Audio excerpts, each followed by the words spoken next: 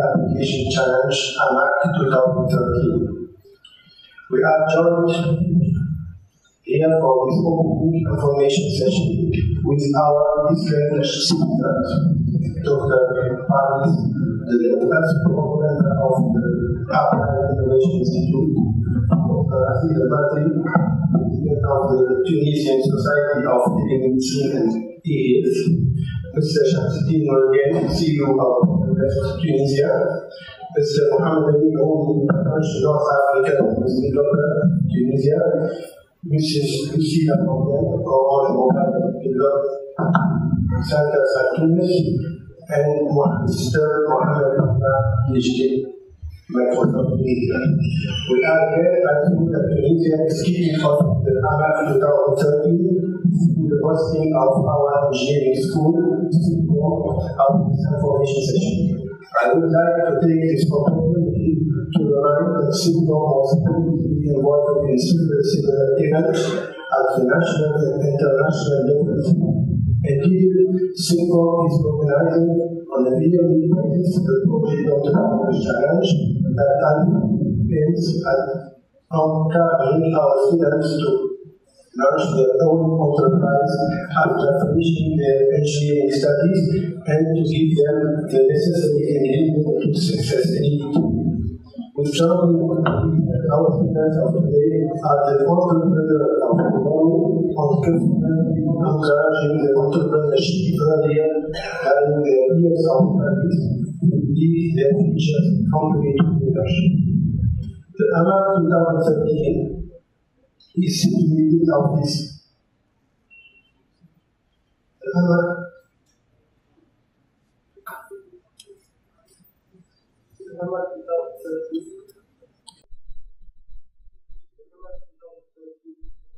is situated in this context of encouraging entrepreneurial cultures to spread rapidly in the Arab world, initiating students and young engineering to entrepreneurship as a means attracting new resources, innovative ideas, fresh energy and development.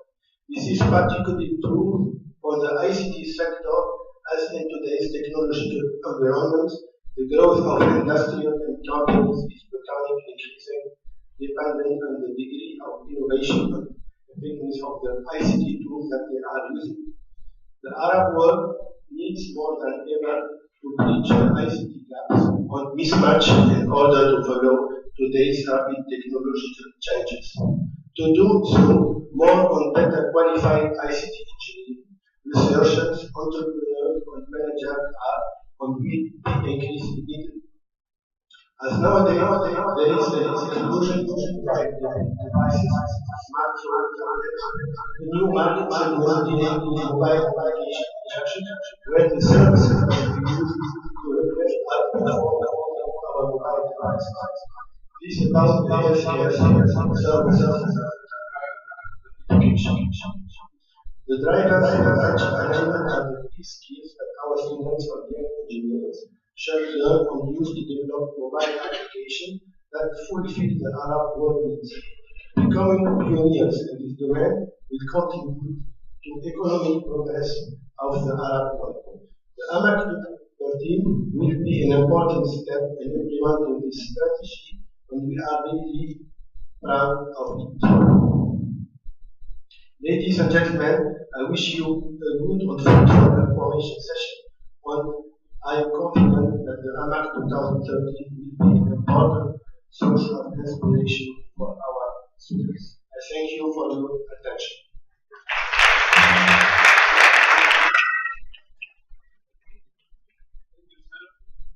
Thank you, sir. So, as prepares to start our session, the partnership.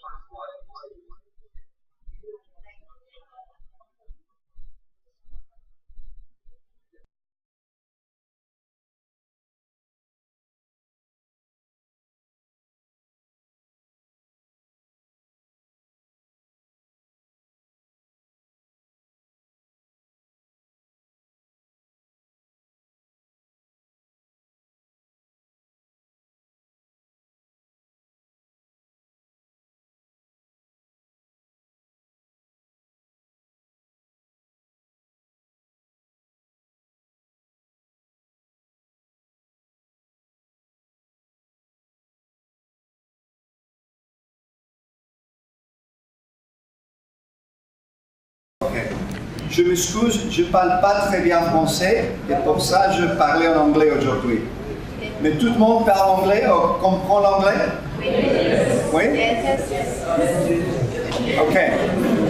Once in a while I'll say a few words in French because my French is not that good. But let's begin.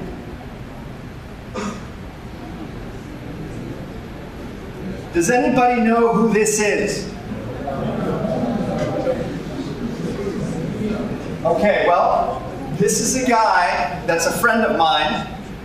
He actually lives in Hawaii. But now let's look at this same guy in another picture. This is this guy on that wave. This was in March of this year in Portugal.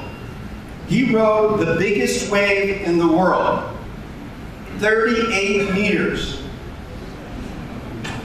Now, let me ask you, do you think this guy, his name is Garrett McNamara, do you think he is comfortable with ambiguity,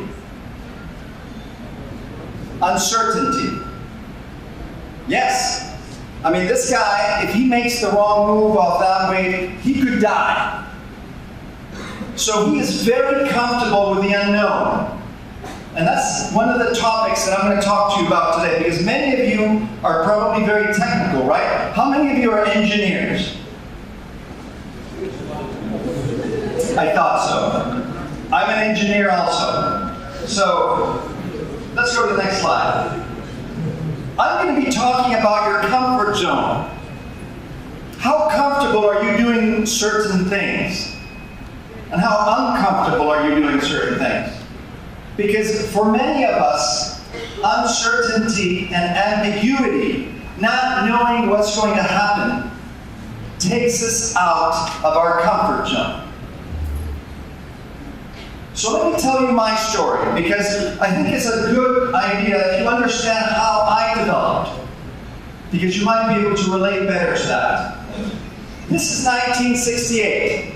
Most of you were not born in 1968. All of you were not born in 1968. I was 8 years old. I was a shy guy. I didn't like to play with other children. So on weekends, I had a lemonade stand, and it allowed me to meet people. From 1973 to 1976, I was a paper boy. This is normal in the United States. You're trying to make a little bit of money as a child, you're a paper boy. So this allowed me to make some extra money.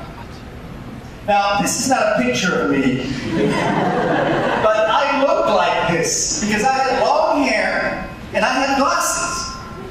Okay, so they didn't have cameras in those days. This is 1970, this is 1980, around there. So imagine this is me. Okay? I got a bachelor's in mathematics. That's pretty hardcore, right? Mathematics. And then I did my master's work in computer engineering. I received in 1984, again, most of you weren't probably born by then, but I was getting an award while you were not even born yet. And I got an award in computer science. And then I got my first job at Oracle in 1984. So what's the best way to describe me? I mean, look at that picture. I was a nerd. I was a complete nerd. But I enjoyed being a nerd. Tout le monde comprend la parole nerd, n'est-ce pas? Ouais. Ok, comment tu dis nerd en français? Antello. Antello. Antello. Antello. Oui. Okay. And in Arabic? N'existe pas en Arabic, That's probably a good thing. Okay, let's go to the next picture. Now, I was a nerd, okay, when I was in high school, and I was a nerd in university. This was my first girlfriend, Bonnie, when I was 17. Now, I always thought being a nerd was a good thing, until Bonnie wanted to see me one day. After 6 months of going out, I was the quarterback on the football team, so I was feeling pretty good. And I thought, you know, Bonnie would be happy that her boyfriend was the captain of the football team. But Bonnie wanted to see me, and she said, Paris, I have a problem with you. And I said, well, what's the problem? I haven't done anything wrong. She said, that's the problem. I said, what do you mean? She said, all my girlfriends, they have boyfriends that hit them, they cheat on them. There's excitement. You're boring. You're like a straight line. You're predictable. So I'm leaving you. I said, you're leaving me because I'm predictable? She said, yes. Can you believe that?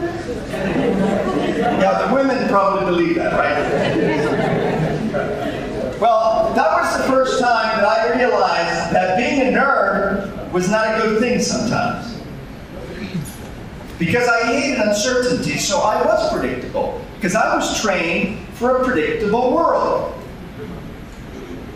So what happened? I was living in Boston at the time, at Boston University, and I got a call from a friend of mine in New York City, and he said to me, Paris, I have a job for you. I want you to come to New York and work in a bank, a small investment bank, and I want you to be the head of sales. I said, sales? I'm a nerd. I don't know how to sell. He said, I know you're a nerd, Paris, but I trust you. So I want you to come to New York City and do my training program. It's called the Invisible Fish Training Program. And I was like, why is it called Invisible Fish? It says, because when you finish the training program, you will be able to sell invisible fish. You will be so good that you'll be able to go to people with a plastic bag full of water and say, do you want to buy this? This is invisible fish. Well, I didn't know what to do, but part of me, even though I was a nerd, I was ambitious. I was doing programming, and I realized that as a computer engineer, I wasn't going to make a lot of money.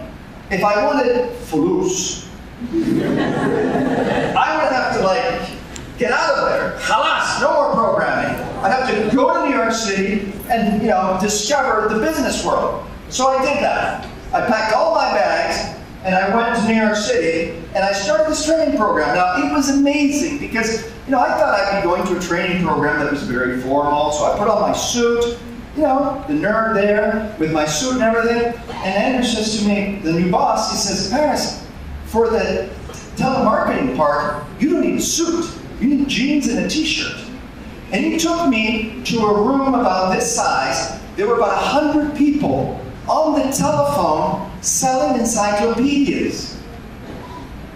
And they put me in a table with another guy, Dennis. He was 17 years old. And it was my first day, and I was like, I said, Paris, you're going to be here for 3 months learning to sell encyclopedias. Because the first job is to learn to sell on the telephone. Now, you can imagine, those of you that are nerds out there, that selling on the telephone is not easy, right? Well, let me tell you, there I was on my first day, and I was looking at Dennis. And Dennis was picking up the phone. Sally, do I have a deal for you? We are running a 10% discount on a special encyclopedias. And I was listening to this bullshit talk. And I was like, how can you speak that way? I was a nerd. I didn't understand how people could speak so much like nothing. Do you know those people that speak nothing? And they just talk and talk and talk and talk? Well, that's what it was. Empty talk, but it was selling. And let me tell you, I spent 12 weeks there, and I had nervous breakdowns because I knew I couldn't do this. But finally I said, even though I'm a nerd, I have to learn to succeed. So I paid Dennis to help me to speak that way so that I could sell. And sure enough, after 8 weeks, I sold my first encyclopedia, and the whole room started to applaud. It was an emotional moment for me. And Andrew, my boss, he would always come on Fridays, look at the board, and see if I was one of the top 10 salespersons. Well, you can imagine, I never made it to the board until week 11. And I was selling 3 or 4 encyclopedia sets a day. So I finished that, and I learned to sell on the telephone. Then Andrew took me to another place where for 3 months I had to learn to sell face-to-face. Now, selling face-to-face is very, very complicated. I can tell you I went through nervous breakdowns again, but I succeeded. So I did this for 6 months. After 6 months, the nerd had become a salesperson. I went to work for Andrew, and then a headhunter came to see me, and he hired me to work at Union Bank of Switzerland. So I was going in and out of my professional comfort zone for 6 months during that time. And that allowed me to change. I spent 20 years as an investment banker. 10 at UBS and 10 at ABN AMRO Bank. So here's this guy, computer engineer, 1 year working at Oracle, a nerd. All of a sudden now, he becomes an investment banker because of 6 months of learning to go out of my comfort zone, and I spent 20 years doing investment banking. Well, I lasted 20 years, and then one day, in the year 2004, most of you now were born, I hope, at this time, I decided that I wasn't passionate about banking anymore. I wasn't excited. I was starting to become a Friday person. Do you know what a Friday person is? It's a person that is looking for the weekend to happen. You know? They work all week, and then Thursday they start to smile because the weekend is coming. All my life, I had been a Monday person. There's probably a lot of Friday people out there, right? It's normal. Well, let me tell you, I was becoming a Friday person. And I hope, as part of this lecture, this talk today, that you understand my feeling that I believe that if you're a Friday person your whole life, it's very sad. Because work is such a big part of our lives. So when I started to become a Friday person, I decided to resign. And do you know what I did? I decided to become a sports marketing professional.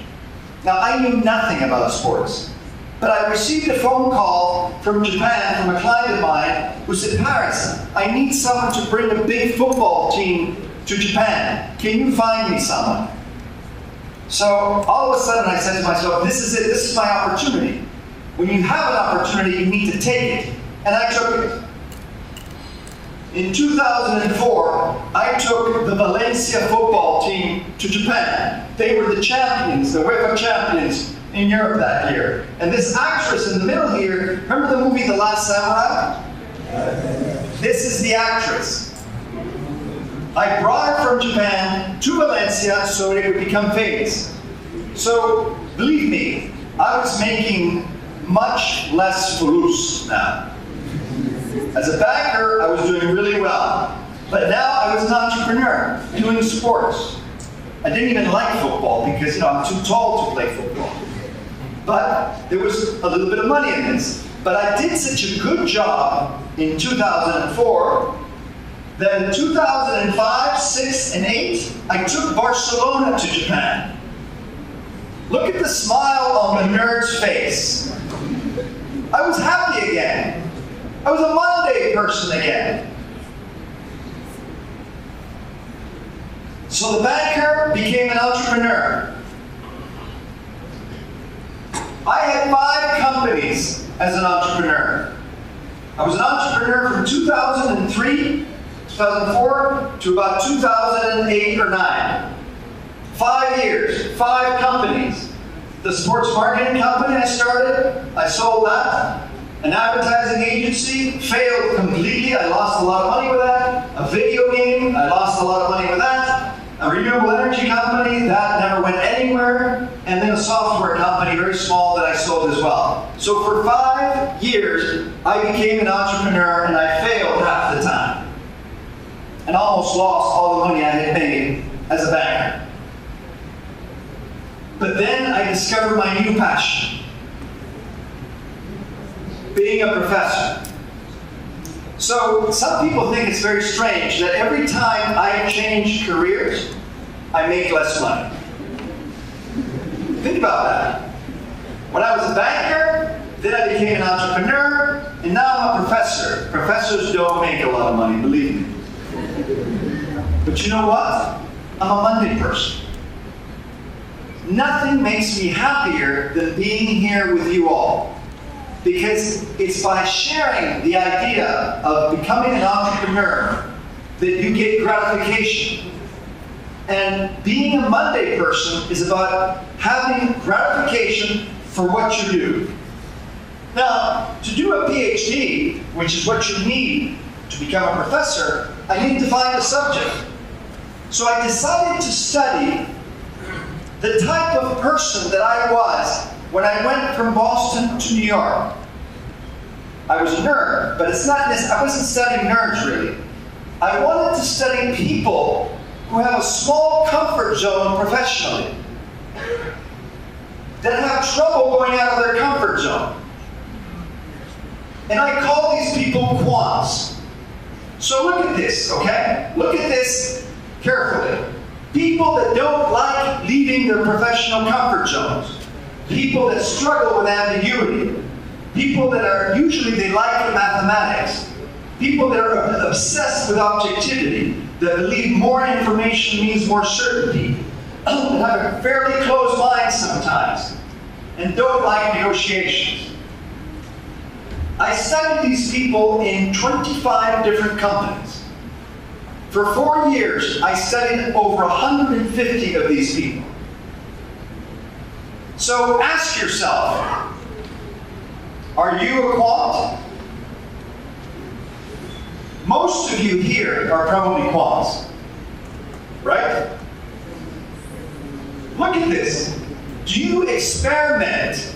How often do you experiment? Those of you that work, often do you experiment at work? Those of you that don't work and are at school, do you have a closed mind sometimes? Most of us start as quants. Do you think we're born quants? I mean, look at me when I was born. No, that's not me. Remember, there were no cameras in those days. But I probably look like this. A real nerd, a baby nerd. I was a quant. Do you think I was born a quant? Look at my sister when she was born. She was totally different. She was a real partier. Her comfort zone was really big.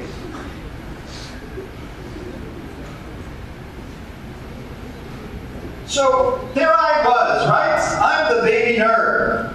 I'm comfortable with certainty. I'm not comfortable with uncertainty. My sister is much more comfortable with uncertainty. You know, I had the lemonade stand, the paper boy, mathematics degree. She, finished high school and she said to my father, "Halas, no more education." My sister works in Florida in an aquarium. She takes care of turtles. She works 4 hours a day. She's very different to me. She believes in enjoying life. Uncertainty for her is the name of the game. So, isn't it true though that our work is every day more uncertain? And then we're trained for a predictable world. So we are over there, and our work is on the other side.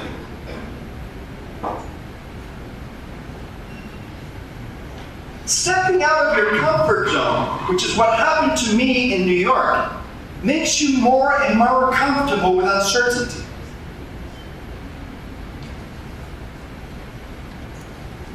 So, where should you be professionally? Definitely on the right, because that's what the world is like professionally. You need to feel comfortable with uncertainty. But where should you be as a person? Now listen carefully now. Remember when I was in Boston? Remember when Bonnie left me? I was a nerd as a person and professionally.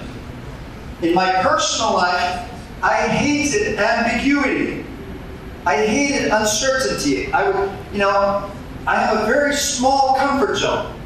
And then I went to New York, and my professional comfort zone opened up completely. One of the conclusions of my study that is so important is that we have two comfort zones, a personal one and a professional one.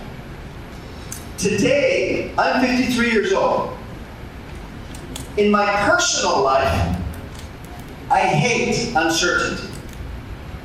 I hate ambiguity. You are never going to see me come here and have an earring or wearing a skirt or doing something crazy. That's not me. In my personal life, Bonnie would still leave me because I'm predictable. Now, in my professional life, I'm way out there. If you tell me, let's go to Tunisia and talk to 300 people, I'm like, let's go. Or let's go to Alaska and sell snow to Eskimos. Let's go. See, when you're comfortable with ambiguity professionally, what is it? How do you see it? It's an opportunity, right? You see opportunity. So this is my comfort zone scale. And I want you to think about yourself. What are you? Okay? Let me tell you what I am. I'm a P2 W4. Everybody understand what I'm talking about on the scale? When I was in Boston, what was I? P1W1. Now I'm a P2W4. My message to you today is that you should be someday a W3 or a W4, because that is what's required by industry. That's what's required to be an entrepreneur, because entrepreneurs have to deal with ambiguity every day. What is my message on the P scale? It doesn't matter. If you want to be a P1, be proud of it. If you want to be a P2, be proud of it. But the problem today is that most of you are using the fact that you're a P1 or a P2 in order to not develop yourselves professionally. Oh, I'm too shy. I'll never be able to become a leader in the company. Or, no, that's not for me because look, the guy's crazy. I can never be like that. Do not use your personality, the way you are as a person, as an excuse to develop yourself either as an entrepreneur or someone that is totally comfortable with ambiguity professionally. If you ask my advice, speaking from a nerd, a P2, don't you think that when you're a P1 or a P2, it gives you strength to become a W3 or a W4? Because you have an anchor at home, in your principles, in your religion, in your culture. You can have a Silicon Valley mentality without becoming a Hollywood person. All I'm saying is, if you're a nerd, don't be a nerd in public. Right? This is a very important message in the Arab world. It's also a very important message in Asia. Because a lot of people in the Arab world are very proud of their traditions, of their culture, of being a P1 or a P2, where they don't want to experiment as a person with anything or be comfortable with ambiguity. Well, all the power to you. That's great. But you can learn the skills to become a W3 and a W4. And that's what this region needs. People who can learn to sell, to experiment professionally. So think about where you are on this. We'll be emailing you in the next few weeks this survey that we're now, with another professor from the University of California at Berkeley, we're starting to mail the survey out to thousands of people so that we can understand where people are. So, why is this conversation so important for us today? Well, it's important because if you want to be an entrepreneur, if you want to really develop an app and develop it and make money from it and expand it throughout the Arab world, you're going to need to feel very comfortable with ambiguity and uncertainty. You need to step out of your comfort zone every day, because that's how you find out if there are clients interested in your product and how you can make it better for them. So the main message to you this morning, in the first part of my talk, you don't need to change as a person to open your professional mind. This was me about 4 months ago in Tokyo. I did the same speech. You can find this talk on TEDx. I did the same speech, and 5 Japanese people from the audience, they came up to see me after the lecture, and they said, "Professor, how can we unquant?" I mean, look at the guy on the left there. He's a real nerd, isn't he? But he's proud of being a nerd. He doesn't want to change. That's the way he lives, and he's happy. You know, he goes to the same restaurant, goes to the same party maybe once in a while, very conservative, very traditional. He doesn't want to change, but he wants to conquer the world professionally. He's a P1 that wants to become a W4. And today, he's a W1. That's his only problem. So let me tell you a couple of quant stories. This is Abdullah. He graduated from the University of Berkeley. He came from a family of nerds. You guys understand that nerds is something that you inherit sometimes, right? If your father was an engineer and your mother was also very nerdy, it's very likely that you're going to be a nerd too. Unless you completely go crazy and you break out. That happens to a lot of people. But Abdullah was different. He came from a family of nerds. He was a nerd. He hated ambiguity. So he joins a big internet company. And in there, he struggles with uncertainty and ambiguity, but he realizes that the nature of the business is such that he's got to be comfortable with it. Well, finally, he becomes a W4. And now, he's running his own company in Dubai. Abdullah is a P1 W4. Every day he goes to the mosque, and every day when he finishes, he goes to his startup. 2 completely different worlds that he's totally comfortable with. Fatima went to a very big business school in the U.S. She's totally different to Abdullah. She was an extrovert, salesperson. Originally from Morocco, she had top grades in her engineering school in Morocco and then went to one of the top business schools in the United States. She was a salesperson, totally comfortable with ambiguity. Everything is yes, yes, yes. Nothing can go wrong. And then she gets cancer. And then she beats cancer. But during her struggle with cancer, she realizes that yes, things can go wrong.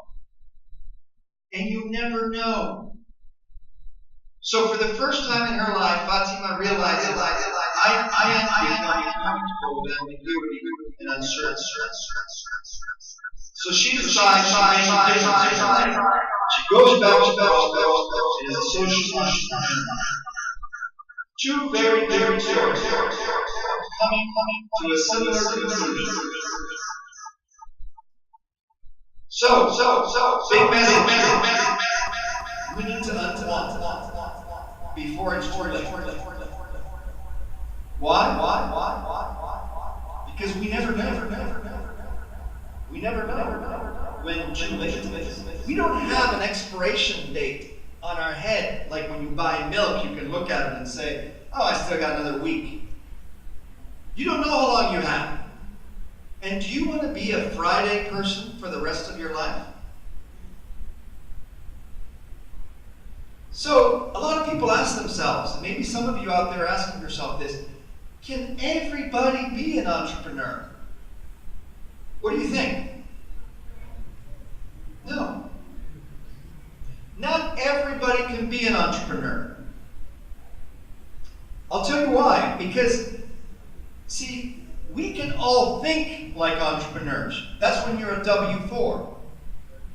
You can learn that. But to be an entrepreneur, you're going to have to go out on the P's a bit. Because you're going to have to take personal sacrifice to be an entrepreneur. And some people just don't want that. Mr. Green, Faloose. How important is Faloose in your life? Mafi Faloose, right? Now think about that. What are you willing to do for Faloose? Is there a line that you have very clear that you will never pass for Faloose? A lot of people don't have that line. But as entrepreneurs, you got to think about that. How far are you willing to go? Passion. You know, when I ask people, are you passionate about something professionally? It's great if you have passion professionally. But there are a lot of people that don't. These Friday people don't have professional passion. So what I'm telling you today is you've got to find your passion, but you need to learn to express it. Rhetoric. This is something we need to learn. A lot of people think rhetoric is something bad. Rhetoric is a Greek term. It means logos, the arguments that we make. It means ethos, whether we're credible. And it means pathos, whether we can stir emotions in the audience. Now, if you're an engineer, do you have logos? Yes, we can make good arguments. Do you have ethos? Yes, we're credible because we're engineers. But do engineers have pathos? No. Why? Because most engineers don't have emotional intelligence. Most engineers are W1s or W2s. When Steve Jobs got up in Las Vegas and he showed the iPhone, did he tell you this is a phone that does these 5 things? No. He said to you, this is going to change the world. And people believed him. It was pure pathos. We need to learn pathos. Pathos is what helped me sell the encyclopedias. It's what helped me sell face-to-face. It's what nerds don't have. It's what keeps us in the W1 corner. But we can learn pathos at work. You can learn emotional intelligence at work without learning emotional intelligence at home. Do you understand that concept? Do you understand the idea that you're capable of going to work and talking to your boss about anything, but then going to your home and being completely closed with your partner at home? Sure, it happens all the time.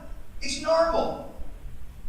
But that person that is completely closed at home should not think that they need to lead that kind of a life professionally. There's nothing wrong with being like that at home if that's the way you want to be. Am I trying to tell you that you should be that way? Not at all.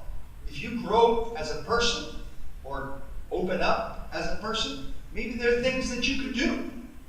I mean, I'm 53 years old. If I was a P4, I'd probably be married 3 times and my last wife would probably be 20 years old.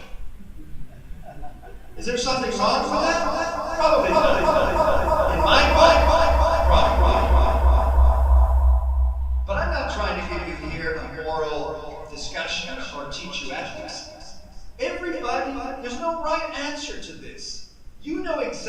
what's important for you.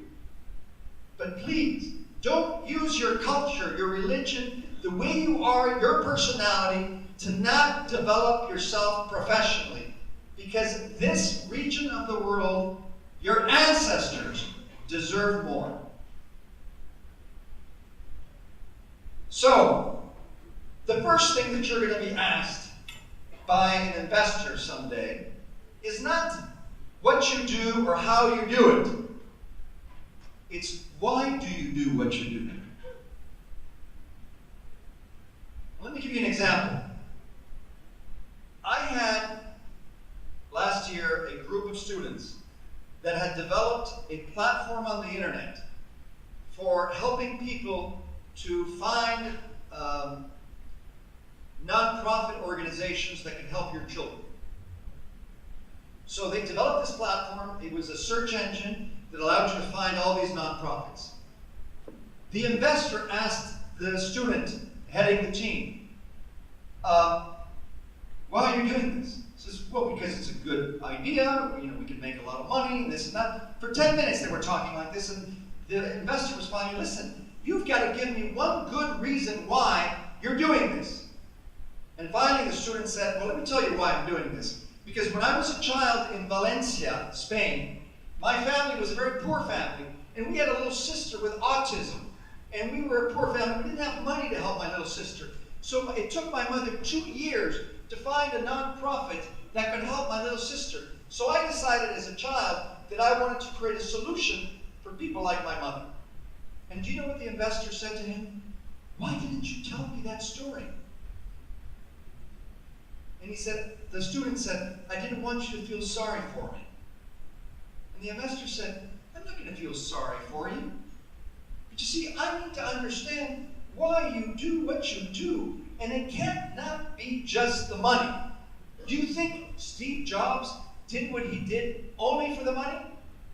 Of course not. Otherwise people wouldn't buy his product. Now why is an investor interested in you having passion and commitment for something? Because if he gives you 100,000 euros to develop something, if you're only doing it for the money, what's going to happen when the 100,000 euros runs out? You're going to leave. Do you think that boy who was doing that platform for charities is going to leave when the money runs out? No. Why not? Because he's committed to this. The why is important. It's what gives you passion. So you figure out what your why is. We all need a why. In everything in our lives. Not just to develop an app or become an entrepreneur. So, some advice. Be reflexive. Think about what you're doing. Take some time off. Whether you're going to the mosque or you're going to the church or you're going to the beach, take time off and reflect. What's going on with my life today? Do I like the direction it's going? Live your passion. Because when you live your passion, you work like a dog because it doesn't feel like work.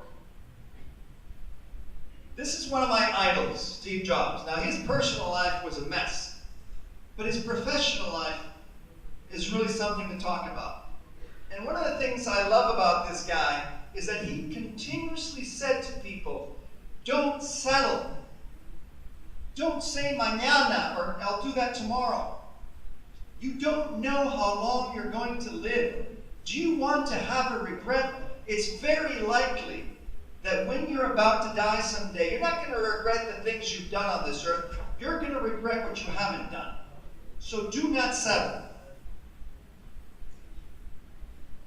Life is too short.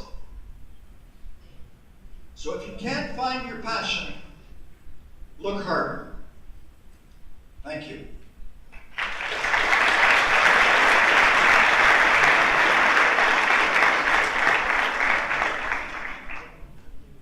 Okay, well that's the first part of this morning session. Now we're going to talk about apps. You know, what I hoped we accomplished in this first part is have you thinking about what the entrepreneurial mindset is all about. And how important as part of that discussion is being comfortable with ambiguity. So, app development today. Think about this. Mobile technology is exploding. And this is only just getting started. I mean, a lot of people think, yeah, it's too late to get in. It's not too late, people. We have never seen anything in the history of the Industrial Revolution, the knowledge economy, ever. We have never seen anything like the take-up of mobile phones. What we're about to see is nothing like the internet. It's much bigger, and it's growing much faster. So why apps? There are almost 5 billion phones out there. The app industry is almost $60 billion. You can make insane amounts of faloos developing apps. And the best thing about it is that you don't need to know a thing about technology if you don't want to. You just have to have a good idea. Think out of the box. Be creative. Experiment. Talk to potential clients. Did you know that 30 million downloads every day? Every day. Apple had 15 billion downloads, and it took them 3 years at an average price per app of $2. Now, it took them 7 years to download as many songs at an average price of 99 cents. Who would have thought that people prefer apps to songs? It's amazing. And now there's 700,000 apps in the iTunes store and in the Google store. So, is this just about the developing world? No. The developed world? No. I would dare to say that in the developing world, this is even going to be bigger. Because in the developing world, places like Africa, most people cannot afford computers. But they all have phones. So the smartphone is very soon going to replace the computer for these people. And that's an enormous market. So how do you get started? This is the other beautiful thing. You don't need an office. You don't need employees. This is almost virtual. You don't need to know a thing about coding. You just need to know how the industry works. And this is a lot of what we're going to cover in our next session. And you need to surround yourself with good people. This is critical. The team. The reason why we're here today, and we're both the Silitech representatives and myself from the Applied Innovation Institute and IE are very happy to see so many people that's come here today. Because what we want from this meeting today is that some of you decide to experiment with the idea of developing an app. So what you need is a team. Well, we'll go through that in a minute, but we need a minimum of 2 people, maximum of 6. The leader of the team or the leaders of the team, they don't need to know technology, but you need to make sure that you find a programmer somewhere. A graphic designer is going to be important. You'll find programmers probably all over this technology part. Project manager, marketing person. You're probably going to need a lawyer and an accountant at some point if it's going to be successful. But it really doesn't require you to bring tremendous technical skills because you can outsource those. So this is a question of looking at these 3 sectors. 4 sectors, really, that we're looking at. Health, education, entertainment, and the entrepreneurship job creation sector. These are enormous sectors. Entertainment is probably the biggest one. There are more entertainment apps than anything else on the internet. So what can we create? Is there a local reality show in here that you can create an app for? Is there a TV show, a movie, something? Something that you can get fellow Tunisians or maybe Arabs across the Arab world to play with. Some of the trends that you should be looking at. Location-based devices. So apps that, based on where you are, they do things for you. Social networking, mobile search, mobile commerce, payments, context-aware services, object recognition, instant messaging, email, and video. There are just so many areas. These are just some. Now, we're going to be back, okay? This is just the beginning of us spending time with you. Hopefully, what's going to come out of this session over the next 4 or 5 weeks is that we're going to have at least 10 teams here in Tunisia that will apply and submit online. And you can start doing that October 1st. And then we're going to come back sometime in October, November, probably November, and we're going to have a full day of acceleration with you, where we're going to be working with each of the teams, and we're going to be looking at ways that you can convey your idea. We're going to take the lean startup approach, the minimum viable product approach, ways that you can start validating your app idea with the public, whether it's in Tunisia or other parts of the Arab world. We're going to work with you in terms of how you're going to outsource the development of this app, or you're going to do it on your own. What you need to know about the app market, so that you understand that knowing more about the industry is critical to growing your app. See, in this business, copying or improving, as we like to say, or emulating is very important. If there's an app in the United States, or in Spain, or in Italy, or in the UK, that you want to emulate, copy, improve for Tunisia or the Arab world, that's a great idea. And that's the best way to start. Have an idea, see if anybody else has done it, then see how you can improve on it.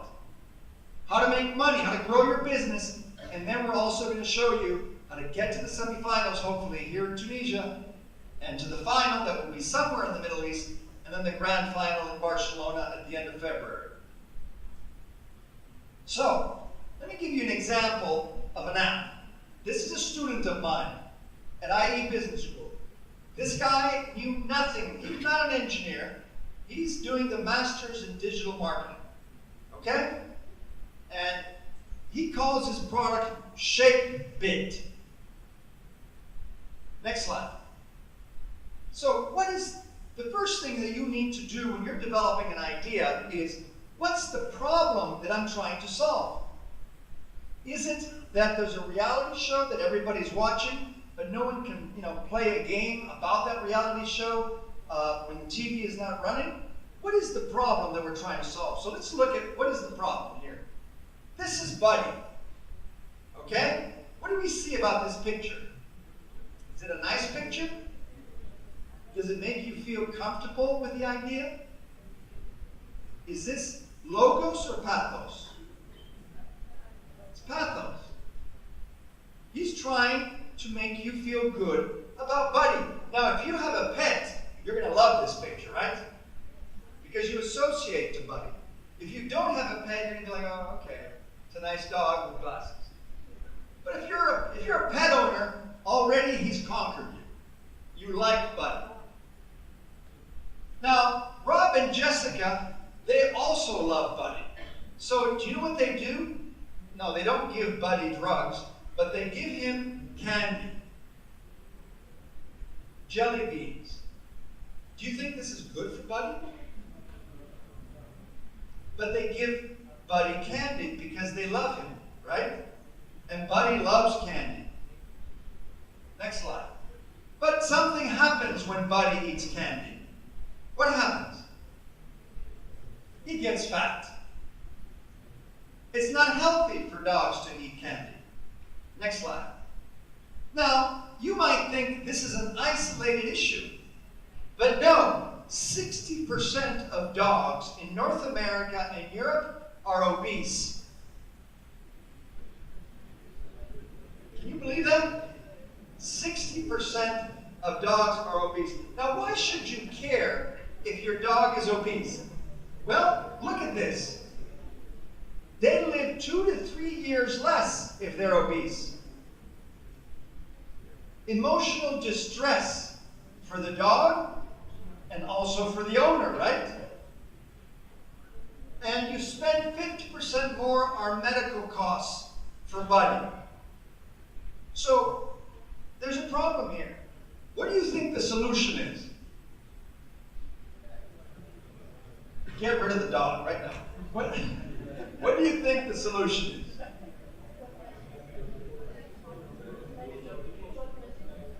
What?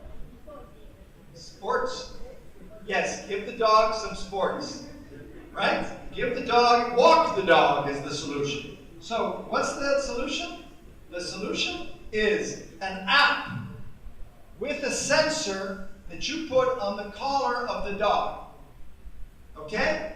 And a free app. So what does the app do? The app tells you every night, Buddy was sleeping for 18 hours, not moving. Buddy was a little bit active, going to the bathroom, for maybe 4 hours. Buddy was a little bit more active for 2 hours, and Buddy was highly active only for 20 minutes. So the app tells you that you've been a bad owner, because you should have walked Buddy much more. And depending on the race of the dog and the weight of the dog and the age of the dog, the app will tell you how many hours Buddy should be walking every day and how much exercise. So if you have a pet, do you think there's a need for this app? Well, let me tell you. This guy presented this, and he raised $50,000 from this presentation. And he's turning this into a reality. If you have a pet owner, was he persuasive? Did he make the right arguments with the right emotions? Of course he did. Okay, so there's an example of an app. As you can see, very simple. How difficult is it to come up with that app? You know, all you gotta do is get someone to develop that sensor, and there are sensors like that already being used. Have you seen those bracelets that people use that measure your activity?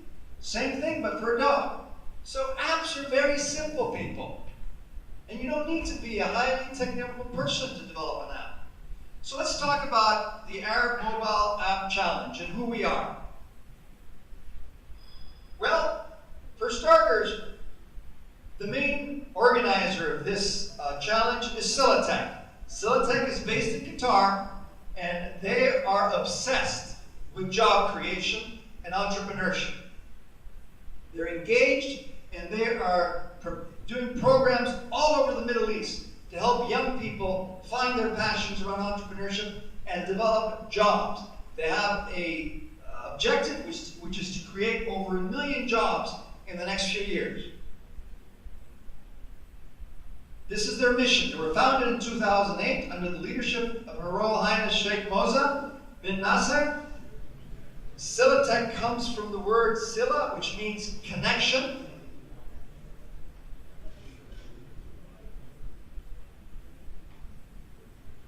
And as I said, they're helping young people all over the Middle East, spurring investment, advising corporations, working with SMEs and institutions, and their goal is to encourage job employment through events like this and competitions like this. And it is all over the Middle East that they have projects. So Tunisia is very important to their objectives.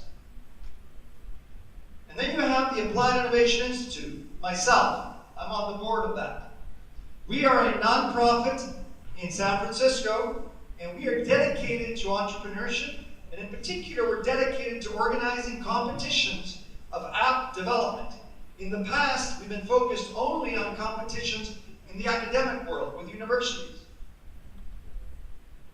And it was called the Global Mobile App Challenge, where 70 universities from all over the world compete for 12 positions in Barcelona.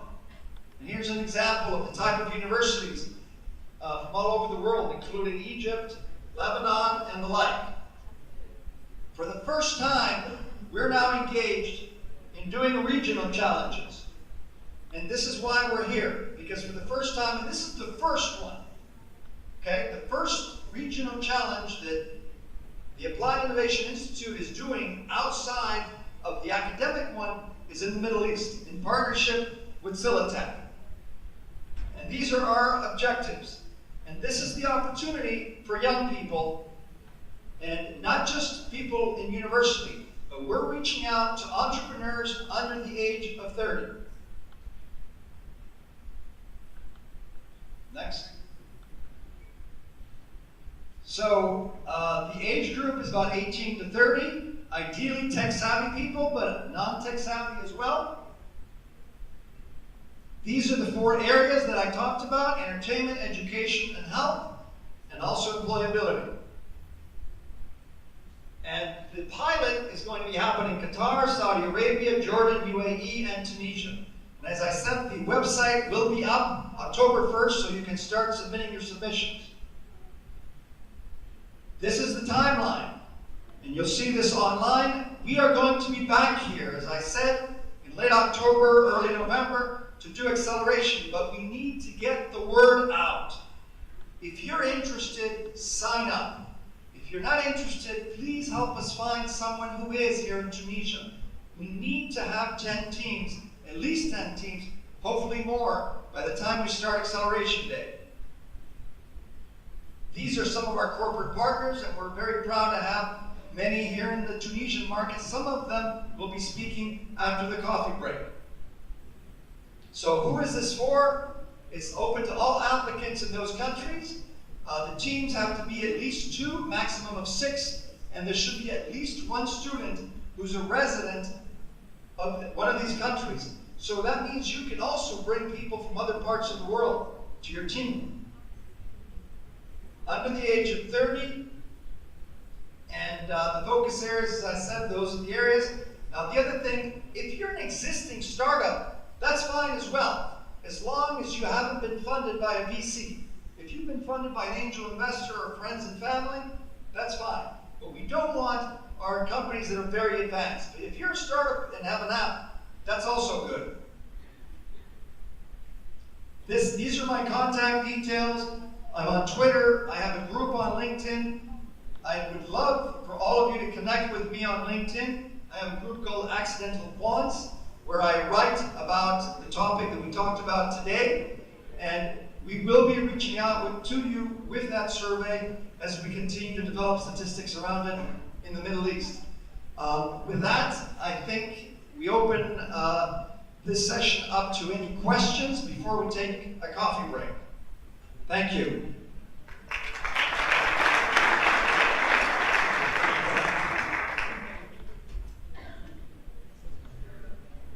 How are we running for time here?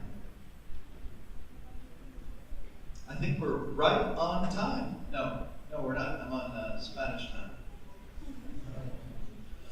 Any questions? Now we need questions, okay? We need questions. When I go to Korea, nobody asks questions because it's save face in Korea. When I go to China, I have questions like for an hour. Now, this is the Arab world, okay? So I expect a lot of questions, some passion here. All those Monday people that have questions, come on.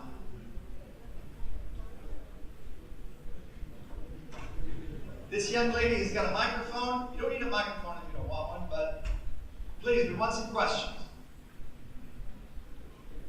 You can even ask questions about, there's a lady there. You can ask questions also about the first part of the session that had to do with the mindset and the quant mentality. Okay, Miss? Okay. We'll do it after you. After. Okay. Hi. Thank you for this presentation. I would like to ask a technical question about the project. What do you expect? Do you expect only an app or a whole project? For example, the project that you present, they have 2 parts: an embedded part, which is the object, the dog, and a mobile application. So, in thinking of our idea, would I think about whole project, embedded and would restrict it for only an application, for mobile application? We need a whole project. So if your app requires a sensor, you can outsource that. So you don't have to develop that. But we're looking at a whole project that hopefully can be commercialized by someone. Okay? The reason why we have some speakers coming after the coffee break is because we don't only want you to have to come up with the ideas, but we would like industry in Tunisia, the entertainment industry, the health industry, to say, we'd like someone from the health industry to tell us, listen, we would like to see apps for diabetes or obesity or something. The entertainment industry, the people who are developing these reality shows or these other types of shows, to actually say, there's a need for apps in these areas. So what we're looking for are complete solutions, hopefully. The stage of development, it doesn't really matter, okay? You don't need to have it finished for the finals. You don't need to have a finished app. It's a visual demonstration, as you saw here, because hopefully then what will happen is that we're going to help you to get funding, okay? This is a competition, but as you saw from the mission of Silitech, this is only the beginning for Silitech, because their goal is not, a competition that ends up with, a winner. Their goal is job creation. How is job creation going to happen for your team? Only if, you have an idea, you sell it in the competition, you find an investor. Silitech is going to help you find an investor. They're also investing in a lot of these through other affiliates that they have and funds, and then you're actually creating a company that creates jobs. That's the objective. Okay, there's a question over here. This young lady.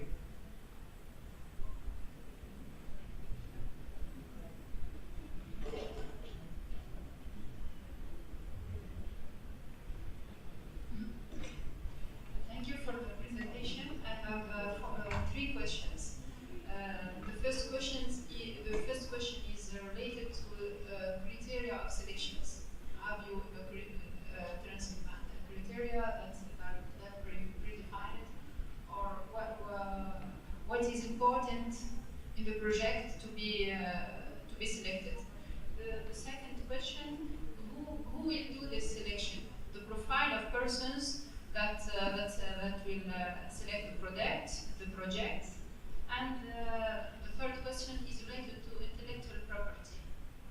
Could you persons who will enter the competition, how do they guarantee that their ideas are protected? That's the questions. Thank you. Okay, the first question in terms of criteria, we are looking for projects in those 4 sectors, okay? In terms of criteria, we're looking for any project that involves a mobile app application. As you saw, there was an example. If you ask me, that was more of a sensor than an app. The app was the tool to show the information, but it's an app project. So any project that involves a mobile app is good, okay? There's no preset criteria in terms of that it has to be at some stage of development. We just want to make sure that these are not funded companies, big funded companies that are competing. We want to leave it open to real entrepreneurs that are starting from scratch, okay? So that's in terms of the criteria. I don't know if that answers that part of your question. What other criteria were you thinking about?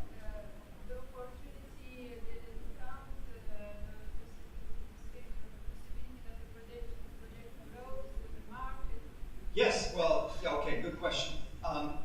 Obviously you are going to be rated on several criteria. One is the scalability of your product, okay? So now this doesn't mean that your product needs to be scalable across the Arab world. We're looking at scalability primarily within the Tunisian context, okay? When you go to the final somewhere in the Middle East, they will be looking at that as well, probably, okay? The basic problem we have today is that you saw how the internet is growing, the mobile app world is growing. Well, it's not growing fast enough in the Middle East. We don't have enough Arabic content. So we're behind. There's so much we can do. Now the growth of both the internet and mobile apps is enormous in the Middle East, probably faster than many countries. But the local development of these isn't. So this is a problem that we need to fix. So it'll be scalability in the local context. It'll be but scalability is not just about whether you can sell the thing, can you produce the thing? So some projects will involve an operational scalability issue. You know, if you're doing an app that has to do with video, and the videos need to be edited or monitored for content, scalability could be an issue there. So it really depends on your product scalability, both from the revenue side and the operational side. Then we're going to be looking at your marketing plan, how you're going to take that to market. All of those issues I'm going to cover in acceleration. You know, I will help you position your app, looking at the local market, looking at the pan-Arab market, so that you're in a position to meet all those requirements. Your second question had to do with the profile of the person. This is going to be a very, we're involved in this from the point of view of Silicon Valley, and we want to make sure that this is a very fair process. We're going to be bringing experts from all over the world. Okay, this was not something that's going to be very regional in the sense that the finals will involve experts from all over the world, not from any particular Arab country. And finally, your question about intellectual property. This is a very good question. You know, a lot of people come to these events or things, or presenting their ideas, and they're worried about people stealing their ideas. That question is asked of me all the time. Unfortunately, it's almost impossible to protect your idea. It's almost impossible. You need, I know it's difficult to accept that, but you need to accept it. This is not about copying your idea, it's about execution. If you have the right team, and that's why I stress the right team. If you have an idea and you're passionate about this, and someone else copies it, they're not going to have the same level of passion. So it's very likely that you will win in that battle. But that battle only just begins. The market's enormous. The population of the Middle East is enormous, so there's plenty of room for many apps. So I know it's tough, and some of us that are quants, like myself, we're born paranoid. And we're always paranoid about people picking your idea, but you have to relax a little bit and think that the most important thing here is not your idea, really. It's the team. Investors do not invest in brilliant ideas and average teams. They invest in brilliant teams and even average ideas. That's critical to remember. Okay, more questions. This is good. It's nothing like Korea. Yalla, come on. Good morning, sir. Thank you for the presentation. I take the bank reform in the first place because I have too much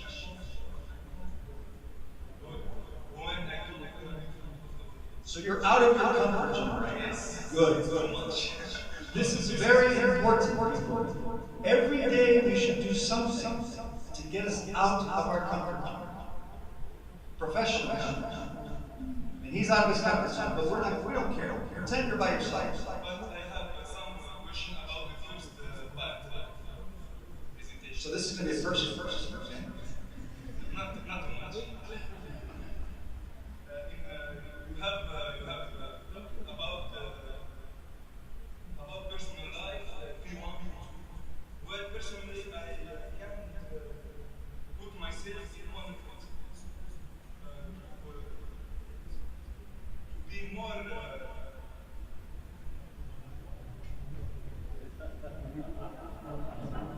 To be more, you want to be a P3 or P4? No, I cannot put myself in because I don't know myself.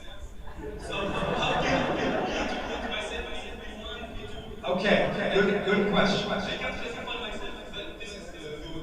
Okay, in the survey we give a definition. If you're a P1,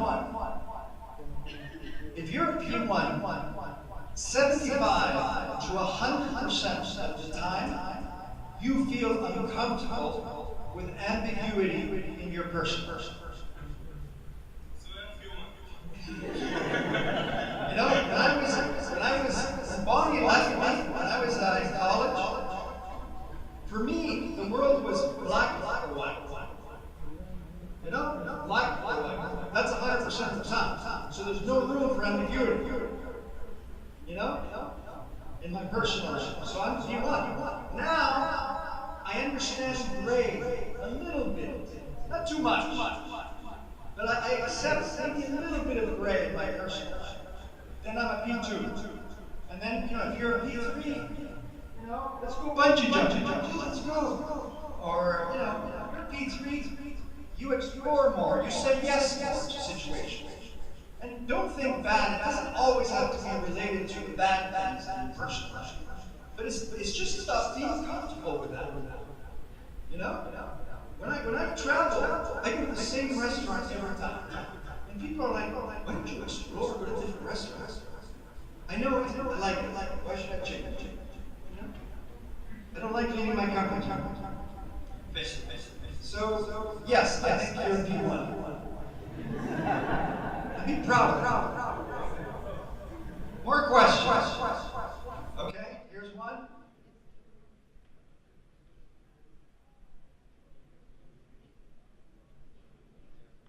My question is more towards the teams.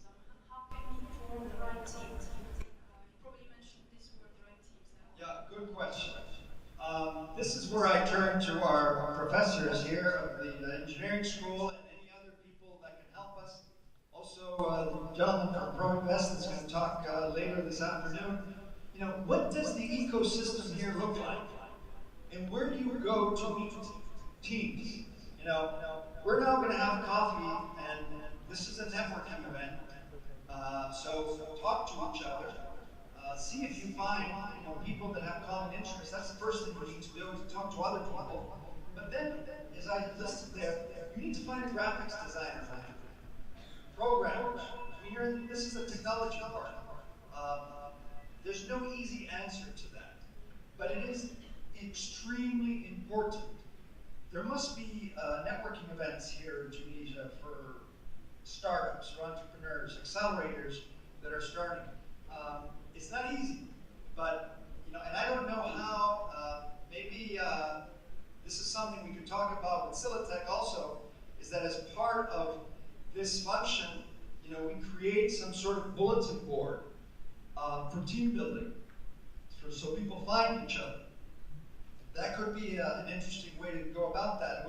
We'll look at that and see if that's something we can do. But there's no easy answer. What I just advise you is find some technical people that you can trust. The team is extremely important. Now, you need to apply, but maybe you can apply not with the whole team, with a couple members of the team. And when we're here at Acceleration Day, you can continue finding team members. So the actual putting together of the team can happen over time. It doesn't need to happen before you apply. Is there any weighting between students and professionals? How many students should be involved? No. It's free. It's free, completely free. Yes. Okay, question back here in the orange.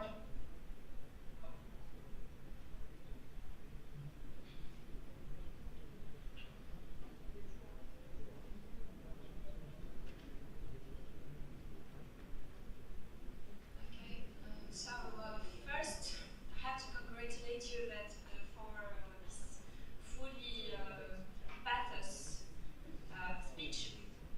But maybe for me, I still do care for logos also, and I have a thought and a question.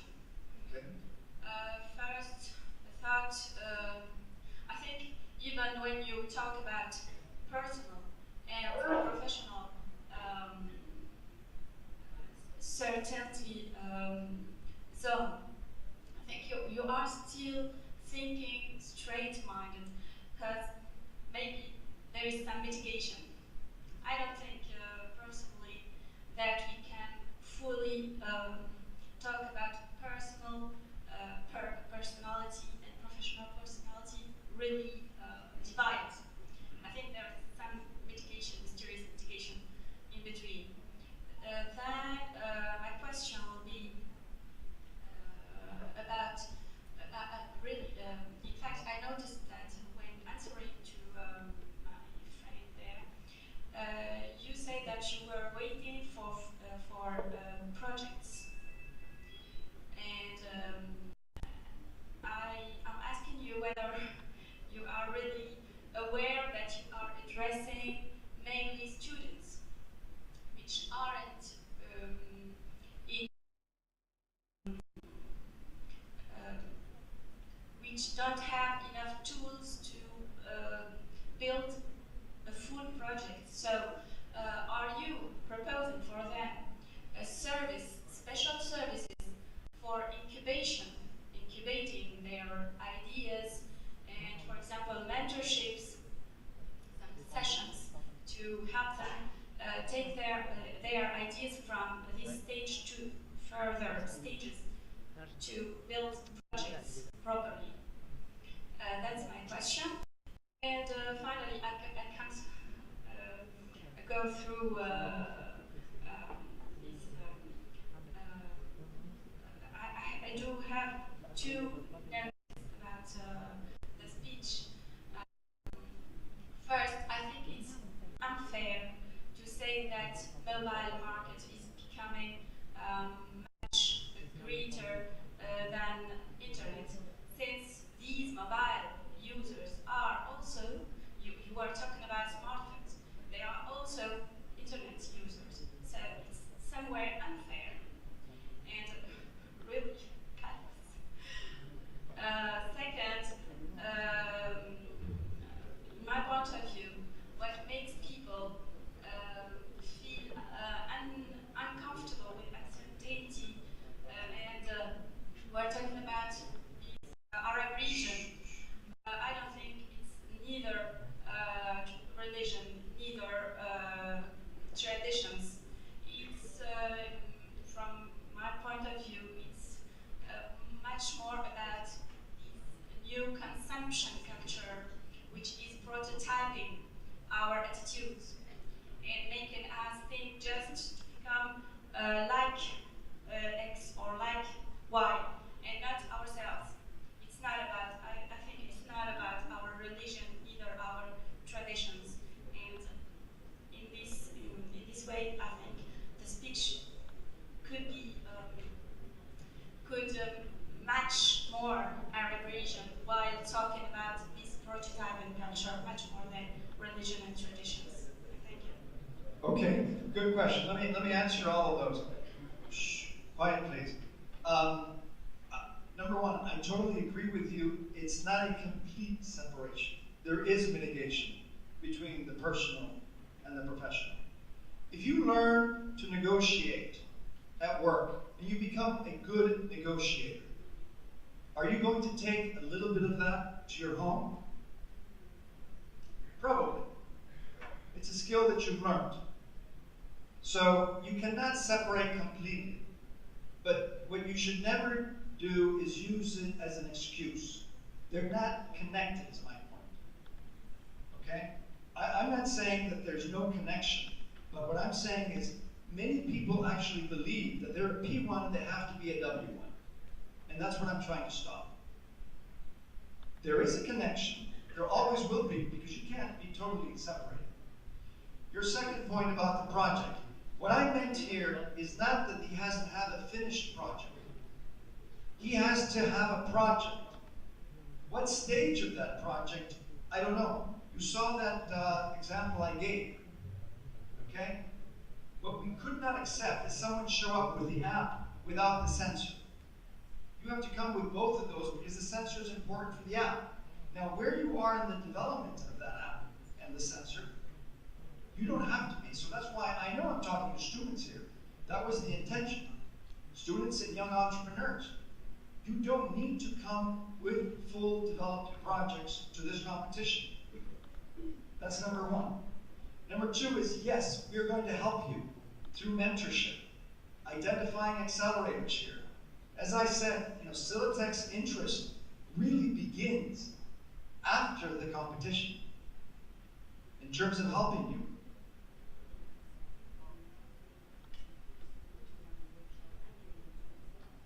Good point. Microsoft, Yahoo, and Pearson will be running workshops. Our partners locally will also be running workshops. Okay? So you won't be alone. We're going to help you. And then going back to your last point, there are lots of opinions. And if you listen to my speech, I did not focus on culture and religion. Okay? For half of this room, it's probably culture and religion. For the other half, it's like yourself, it's other things.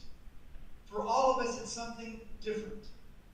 All I am making the point is that whatever it is, whether it is this consumption society mentality of trying to emulate other people, of instant gratification, of being like the Hollywood person or being like someone else, if it's that, you have to stop it. That should not be what is stopping you from developing yourself as a person, professionally. Just as if it is religion or culture, you have to stop it, because it has no place in developing yourself professionally. And for different people, it's going to be different. And all I'm saying is, do not use that as an excuse, because thousands of years ago, this part of the world led the world. There's no reason why it cannot lead the world again. But it's only going to happen if we separate the professional from the person. Yes, question back there. First of all, I want to thank you for sharing this precious information with us. I have two questions. I want to know if during the acceleration days, all members of one team should be present. And the second question is, should the app be linked to one specific file, or it can be related to all or 3 or 4 files at the same time? I mean, could the app be linked to the health and education in the same time? Yes, no, not all members of the team should be present. I mean, have to be present. It would be good if they are, but they don't have to be. Okay? This acceleration session is to help you. Then, yes, you can have, you can include several verticals. You don't have to be just education and or just entertainment. So that's not a problem at all.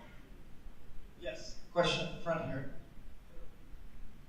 Hello, sorry. Dr. Paris.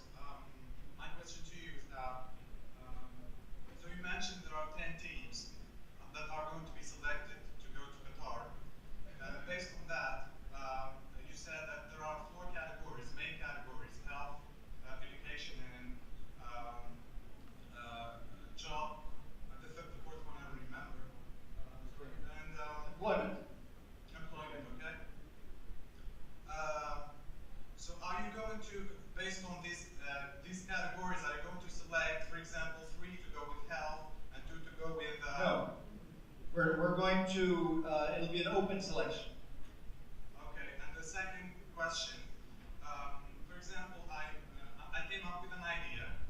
How can I implement this idea and make it real? Am I going first to present it in front of a jury live, or am I going to submit this idea to you, for example, to your email inbox, or just an idea first? So you want to get some validation on the idea? Yeah. Okay, well, I think that's something that you should do with the local experts here, because you said you have an idea for the entertainment sector. You should talk to the local people here, try to understand whether that idea makes sense. Then you come with that idea to the acceleration day, and hopefully with a bit of a team. Otherwise, you keep forming a team. And then at that day, we help you develop that idea further. You don't present it to a jury until you get selected or not for the semifinals. The third thing that I noticed is that the first presentation to me was the most important presentation, because coming here we needed some kind of motivation so we can get from the idea to the final result. Because at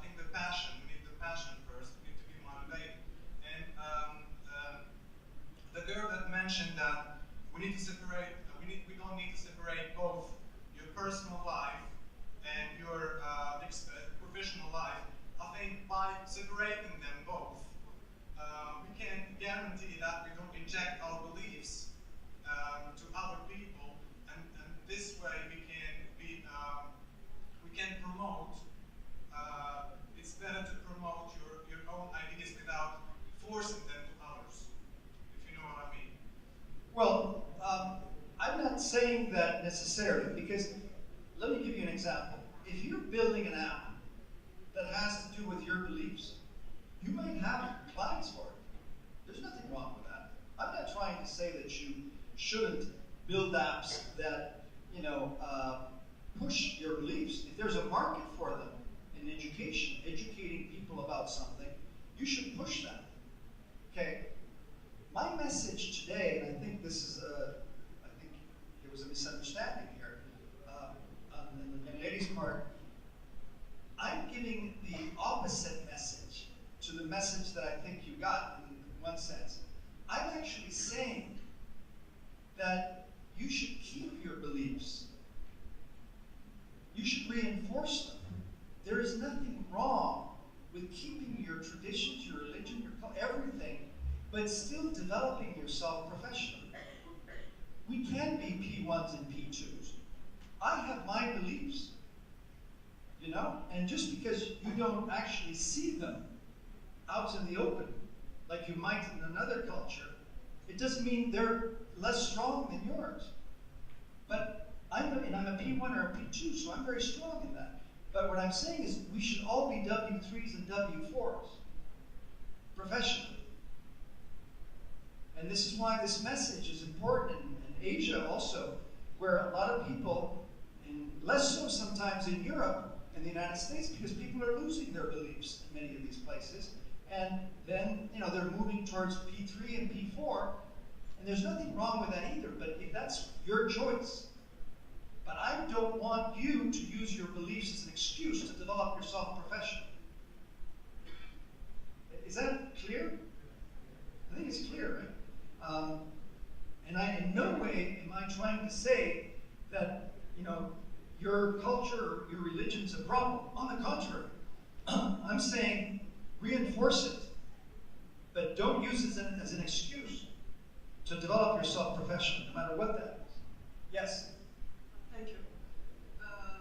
First of all, I'd like to thank you about the very interesting conference. I enjoyed every second of it. Then my question is not really technical. You talked about your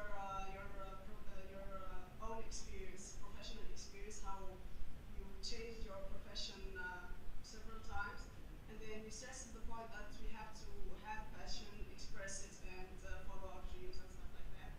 So my question is, what are the kinds of advice you can give us, like youth engineers, on how to really know exactly what we want? I mean, we can start doing something and we're very motivated and excited about it, and then like a couple of weeks, months, or even 5 years, we feel annoyed with it, and we may end up like 50 years old and we don't know exactly what we want. So through your personal experience, as you said, you've changed many times your profession. How can you advise us about that? And thank you for your advice. Thank you. Well, that's a very difficult question, but if you saw what caused me to move, a lot of people ask me, what caused me to move from the bank? I was making a lot of money, I was comfortable, I was living in London. Why did I make these such difficult choices every time? Well, I think that the answer to that is that I firmly got convinced that in life, you don't regret the things that you've done most of the time, but you may live to regret the things you haven't done. So let's say you're in a job and you're not happy there. What do? Do you keep going? There's an angel investor in Silicon Valley that always says to people, if you're going to fail, fail quickly. Now, if you're in a job and you're not happy there, what do? My advice is you have to go to your boss. And you have to tell them, listen, I'm not happy here. What can I do? Now, Now, obviously, you got to be careful how you say that because you could be on the street tomorrow. But you have to think, and let me, I think the biggest concern that we have when we're young and also when we get older is fear. How do you define fear? What's the worst thing that can happen to you if you went to your boss and said, I'm not happy here? You get fired. Is that the end of the world? No. Could that mark a new change in your life, maybe? And that's the extreme case that you get fired. Another case is that your boss say, well, what can I do to help you? Can I put you in another area of the company? But you see, I have a student of mine who graduated, and he's now an entrepreneur. And for 3 years, he struggled with no money as an entrepreneur. And people always used to ask him, aren't you afraid? Why did you do this? You could be working in a big company as an MBA. And he said, afraid? Afraid is when you're in the middle of the desert with no water and no food. Afraid is when you're in a battlefield of a war by yourself. But afraid that you run out of money? Is that really fear? What can happen to you? I mean, he's a student, he's a young person. You guys are all professionals. You're students, that you're building a profession. Is it really necessary to have this fear? No, I don't think it is. So, don't be a Friday person. If you are tired, if you're not passionate about your job, get out. Give it a chance, talk to your boss. But believe me, life is too short to be a Friday person. If you don't have a passion, find one. Develop it. And as Steve Jobs said, don't settle. I can't give you the secret answer because there's no secret answer to it. But it's just advice. That's what I did, and I never regretted it. Because it's not all about Toulouse. This is more gratifying to me. I got in last night at 12 o'clock at night. Woke up this morning at 6.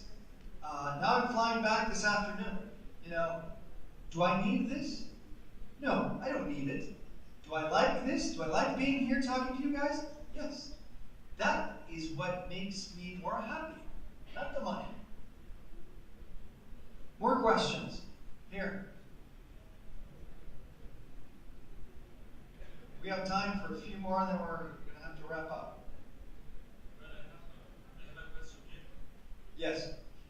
Well, first of all, I would like to congratulate you for the fully pathos speech that you have done. I really appreciate it. Is there some logos?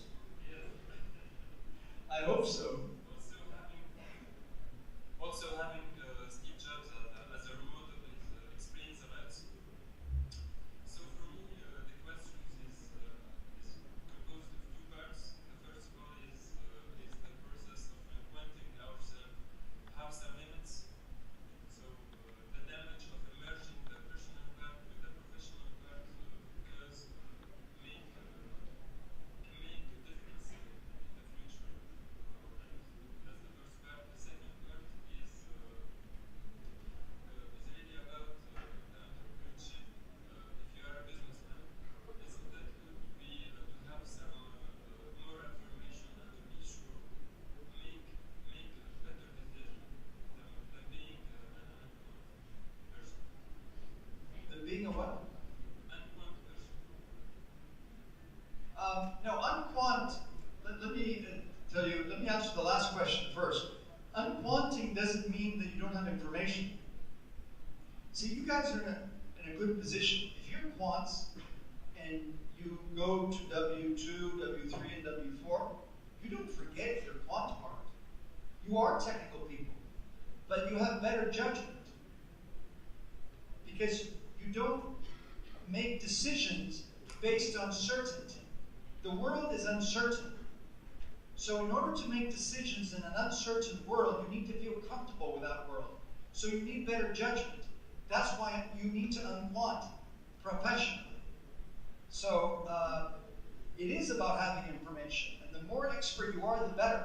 But But if you're an expert, a technical person, a genius, and you're W1, you can't exercise judgment because you're assuming a predictable world where things are either A or B.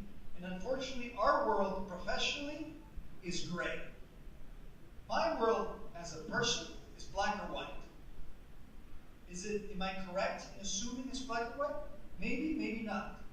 But I'm happy that my personal world, my culture, my religion is black or white.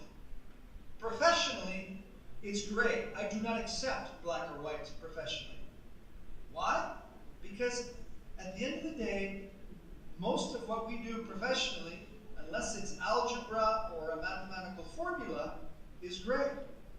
It's not certain. Your first question was?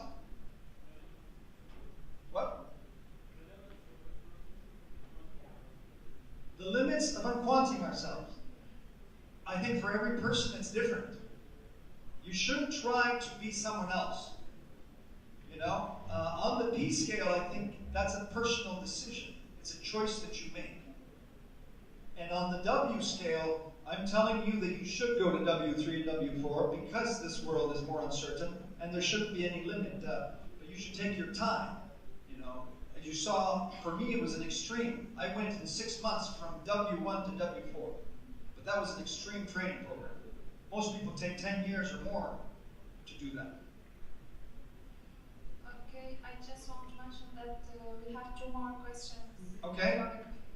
All right. Hello, sir. Assalamu alaikum. After presenting our projects in front of the judges, are we gonna receive the certificates or something which proves that we've participated in this challenge? Even if we fail, because after when you will have an interview with the manager and you tell him that you've participated in this challenge, he will ask you for the proof.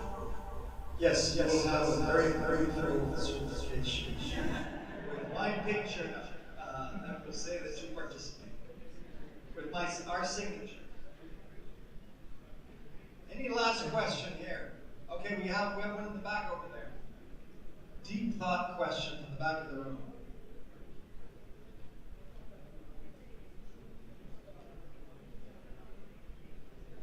You have the honor. Yes. First of all, thank you for the presentation. For my question on the day that jury was selected 10 teams, we should present our idea based on market level. What are you looking for to find this presentation? Thank you. This is for the competition.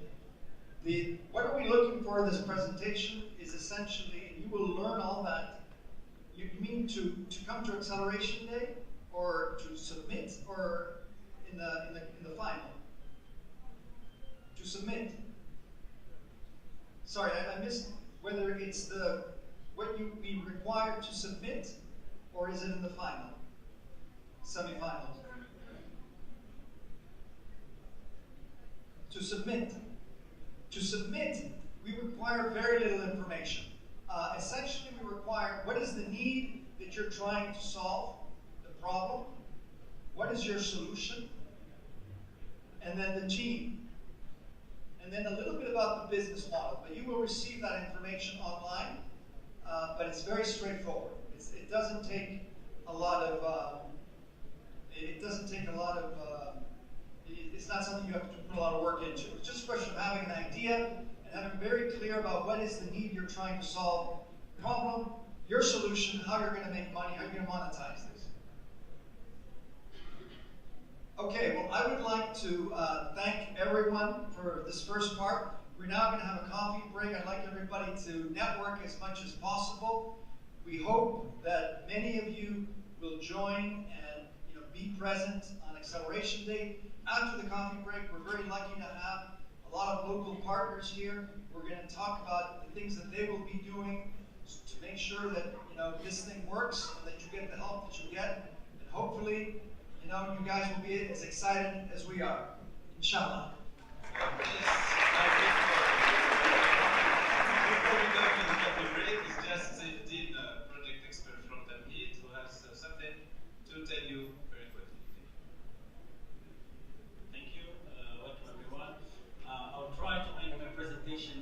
short as I can, so everybody could enjoy a little bit of a small cup of coffee. Anyway, I want to build up on Mr.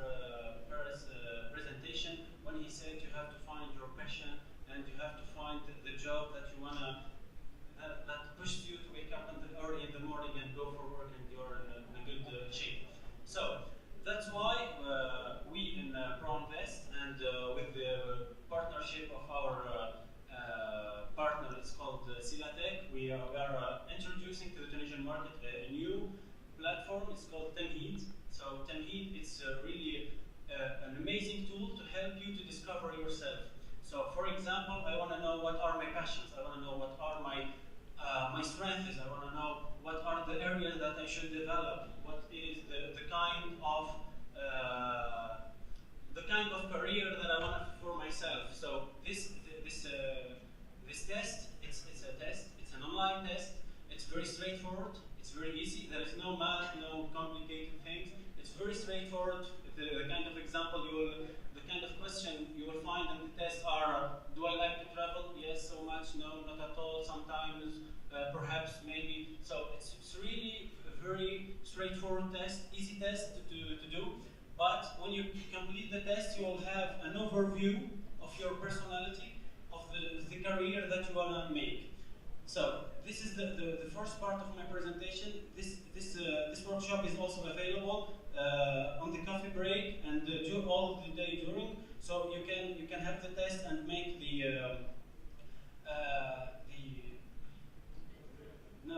after the test, actually, you have to meet with an expert to interpret the results and see what you want to do in the future. After that, I want to make a little presentation about a website that we're announcing on October 4th in the UTK. It will be an opening event. Everybody is welcome to come if they want. So Tunis, it's called tunis.tamal.com. And what is the most important thing for you to know about the site for now? As you are asked to prepare a business plan, to prepare an insight about your project and for the competition, we will have a part. It's a part dedicated for the people who wanna to create their own companies. You will have an expert, one of our experts online. You could take a date or schedule an interview with our expert and talk about your project, your idea, what are the steps that you should take in order that your project see the light. And also you will have a variety of documents, for example, plan budgetaire, how do I present my idea, everything. There is detailed documents and models to build on, and I hope that will help you to win this competition. Thank you very much, and join us in the lobby.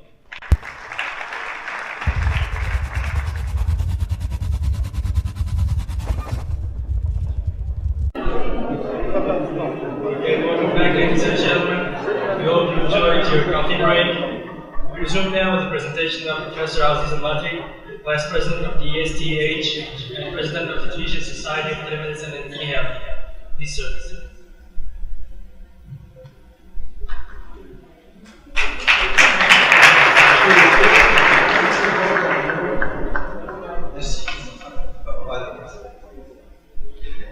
Mesdames, Messieurs, chers collègues, c'est avec plaisir que je me retrouve parmi vous dans ce local où nous avons tenu plusieurs réunions sur la télémédecine précédemment, puisque Sup'Com a toujours aidé et supporté notre activité et dans le cadre de l'association tunisienne de télémédecine, qui est d'origine une association médicale, mais qui, grâce à l'introduction d'ingénieurs et d'informaticiens, une association générale.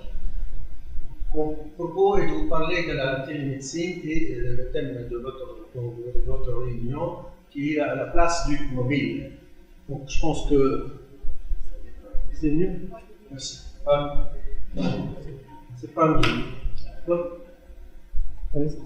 mieux. Il est cabossé, mais il fonctionne. Il n'a pas de physique. Mais Bien, par conséquent, la télémédecine, je pense que les gens qui ne sont pas du domaine médical entendent parler comme étant une activité à distance, comme le télétravail ou une autre activité à distance. Donc je vais vous parler de la télémédecine en Tunisie, dans la région nord-africaine et arabe sur laquelle nous avons des informations, et puis nous parlerons à la fin de la place du mobile. Bon, la télémédecine, donc c'est la pratique de la médecine en utilisant les technologies de l'information et de la communication. Donc on transmet des données médicales d'hôpital à hôpital, de médecin à médecin, de médecin à malade, etc., en utilisant tous les moyens de communication modernes. La télémédecine a commencé il y a très longtemps, elle a commencé au début du siècle. Elle a commencé par le téléphone. Donc il suffisait de pouvoir téléphoner du port de New York à un bateau qui se trouve en pleine mer pour parler de télémédecine. C'était ça à l'époque. Bon, petit à petit, avec le développement de l'informatique, c'est devenu basé sur toutes les technologies d'information et de la communication. Donc ceci inclut les consultations, l'aide diagnostique, les soins médicaux, les traitements et le transfert des données et la formation du personnel médical et paramédical. La suivante. Donc il y a dans les définitions, donc on parle de télémédecine qui concerne la médecine, mais il y a la télésanté qui est l'utilisation des technologies d'information et de communication pour l'information et la formation. C'est dans la télésanté, c'est plus large, elle couvre la télémédecine. Et le e-santé, c'est le concept plus large concernant l'utilisation de l'informatique et des moyens de communication modernes dans le domaine de la santé, y compris l'information des services de santé dont je parlais avec notre collègue tout à l'heure et qui n'existe pas encore en Tunisie. Bien suivant. Bon, historiquement, la télémédecine a commencé très tôt, début du siècle, de façon artisanale. Mais les vraies applications, c'était en 1994. C'était la première démonstration de scanner piloté du l'hôtel 2 de Montréal sur un patient à l'hôpital prochain de Paris. C'était la grande première. Et juste après, il y a eu le cas de téléradiologie dans le Massachusetts General Hospital et Abu Dhabi d'une part et Riyad en Arabie Saoudite. Donc les premières grandes expériences sont passées avec les pays arabes, vu les moyens et les besoins à l'époque. Et en 2001, il y a l'opération à l'INPER de téléchirurgie entre Strasbourg, New York via des fibres optiques. Suivante. Bon, le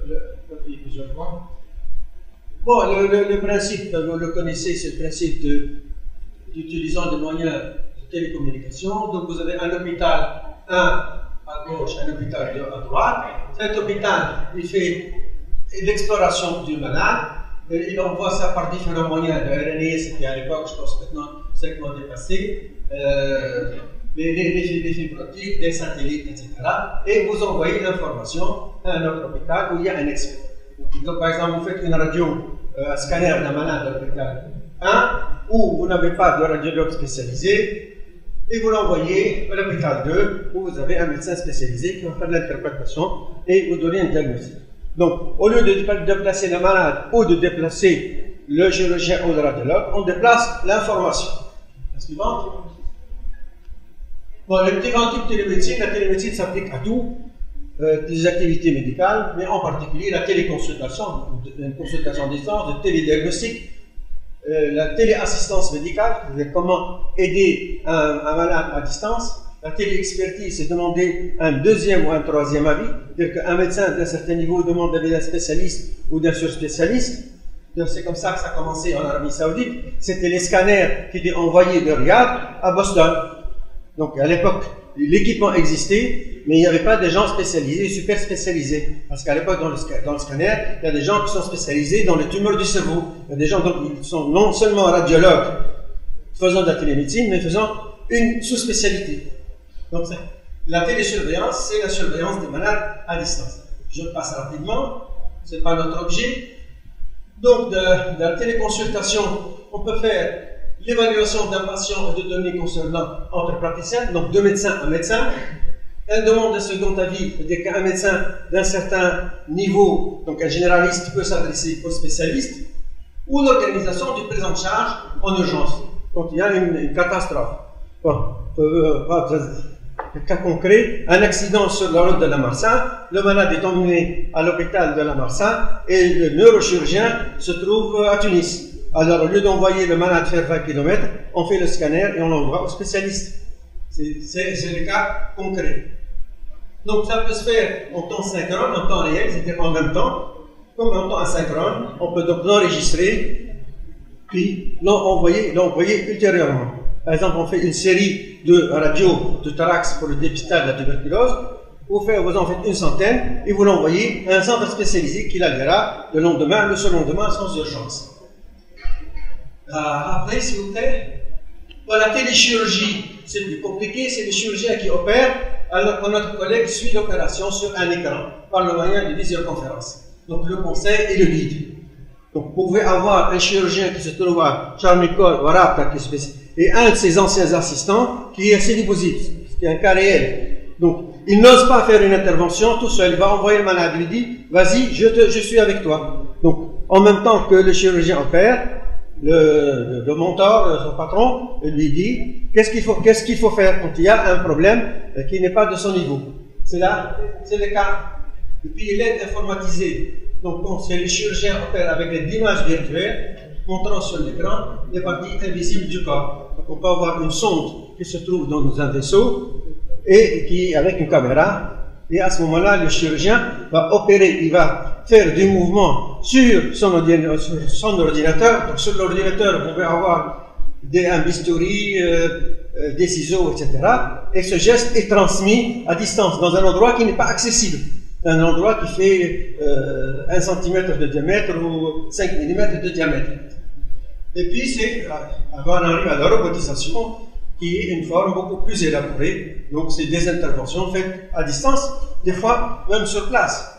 Le médecin peut être devant son ordinateur dans la salle d'à côté de la salle d'opération.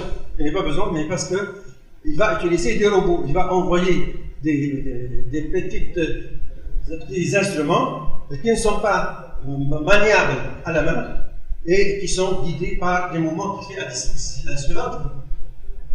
Bon, les téléimageries, c'est l'envoi d'une image à distance pour interprétation, et c'est toute l'imagerie médicale qui passe en donc la radio simple, le scanner, l'angiographie numérisée, l'échographie, la scintigraphie, les thermographie, fluoroscopie, le principe est le même. Vous faites une radio, quelle qu'elle soit, et vous l'envoyez à distance pour interprétation.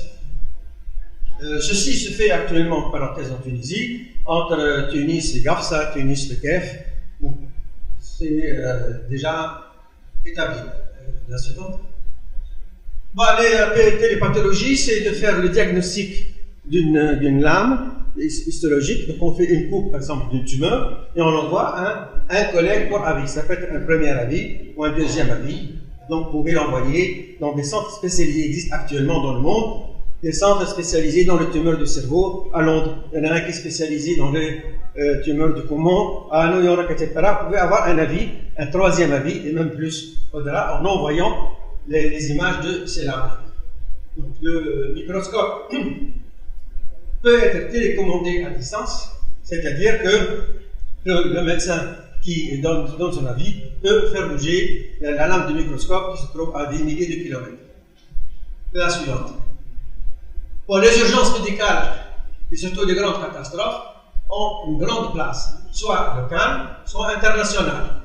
Et là, je vous cite le cas de la guerre en Yougoslavie, où il n'y avait plus de médecins à Sarajevo, sauf de jeunes médecins, et qui n'osaient pas faire certaines interventions. Et grâce à un satellite italien à l'époque, ils étaient guidés par des médecins et des chirurgiens. Donc, ces médecins ont pu faire des interventions. Donc, dans les cas de conflit, et dans les urgences médicales, cela a une grande place. D'où la création d'une commission, l'European Commission Programme of Global Emergency Telemedicine, qui a été créée suite à ces événements dans le monde. La suivante.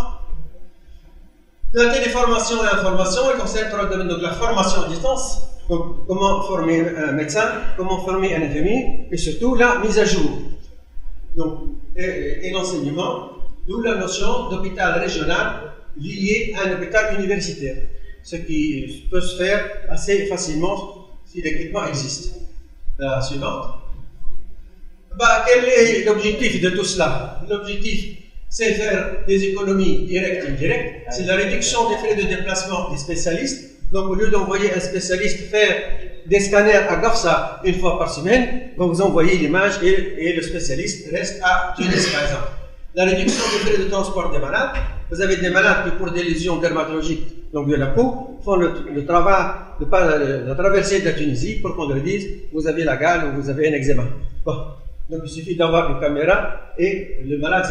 Une réduction des frais d'hospitalisation, puisqu'une partie des soins peuvent se faire à distance, soit dans un hôpital régional, dans des circonscriptions, ou même à domicile. Donc ça fait beaucoup d'argent à économiser. Pour la même qualité de soins, bien sûr. La suivante. Bon, en Tunisie, ça a commencé en 1996. C'est la première expérience, une liaison entre l'hôpital de Tunis, l'hôpital Brousse à Paris. Et la même année, donc en 1996, il y a une décision politique. Il y en avait à l'époque. Donc, où le ministère a opté, dans le cadre de son plan informatique stratégique, pour l'introduction de la télémédecine comme outil de travail dans les établissements publics de la santé. La suivante. Alors, que voulait le ministère à l'époque? C'est l'exploitation judicieuse des équipements lourds. Donc, plutôt que d'installer plusieurs équipements lourds, on peut en installer moins et en envoyant l'information. La possibilité d'un deuxième avis médical dans les cas d'urgence. La diminution des évacuations inutiles. Vous avez des malades qui viennent de Gafsa ou de Medine pour qu'on leur dise, mais c'est très simple, il suffisait de mettre une aiguille quelque part, par exemple. Donc, des fois, ou bien ce sont des cas dépassés, c'était pas la peine de te placer le malade qui a un grand traumatisme pour lequel on pouvait rien. Et les échanges de dossiers médicaux. Donc, le malade qui peut être hospitalisé dans différentes régions, différents hôpitaux, vous pouvez réunir le dossier par ce moyen. La suivante. Puis, il y a la pratique des téléstaffs par l'usage des visioconférences. Et là, il y a certains cas où la décision thérapeutique ou diagnostique ne peut pas se faire par une seule personne. D'où la notion de staff médical. Des groupes qui se réunissent dans une salle tous les jours, une fois par semaine, pour dire qu'est-ce qu'on va faire pour ce malade. Donc, le cas se pose en particulier dans les cas de cancer, par exemple, où le médecin doit prendre une décision. Faut-il enlever un sein, faut-il enlever un utérus, etc. Il doit prendre la décision tout seul. Il risque qu'on lui dise après, mais pourquoi tu as enlevé l'utérus, cette malade? Elle était guérissable par un traitement. Bref. Donc là, vous avez des visioconférences, et ça s'est passé en Tunisie. Donc le centre Salah Aziz était relié avec 2 hôpitaux entre Sousse et Sfax, et il y avait donc des visioconférences, des téléconférences, où la décision était prise par le groupe. La coopération scientifique et médicale avec les pays étrangers, bien sûr, c'est la même chose. On peut demander le même avis à Marseille, ou à Paris, ou à Rome. Nous allons le voir tout à l'heure. Et le développement de la formation médicale continue à travers un réseau de téléenseignement.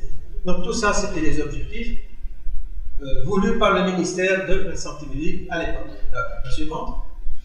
Et là, en 1998, nous avons organisé en Tunisie le premier symposium de télémédecine pour le monde arabe, l'Afrique et l'Europe, qui s'est passé à l'hôtel Hilton de Tunis. Et vous voyez là, le professeur Laurent, le docteur du ministre de l'époque, le professeur Laurent, il est président de la Société européenne de télémédecine et au fond, le directeur de l'instance de télécommunication internationale.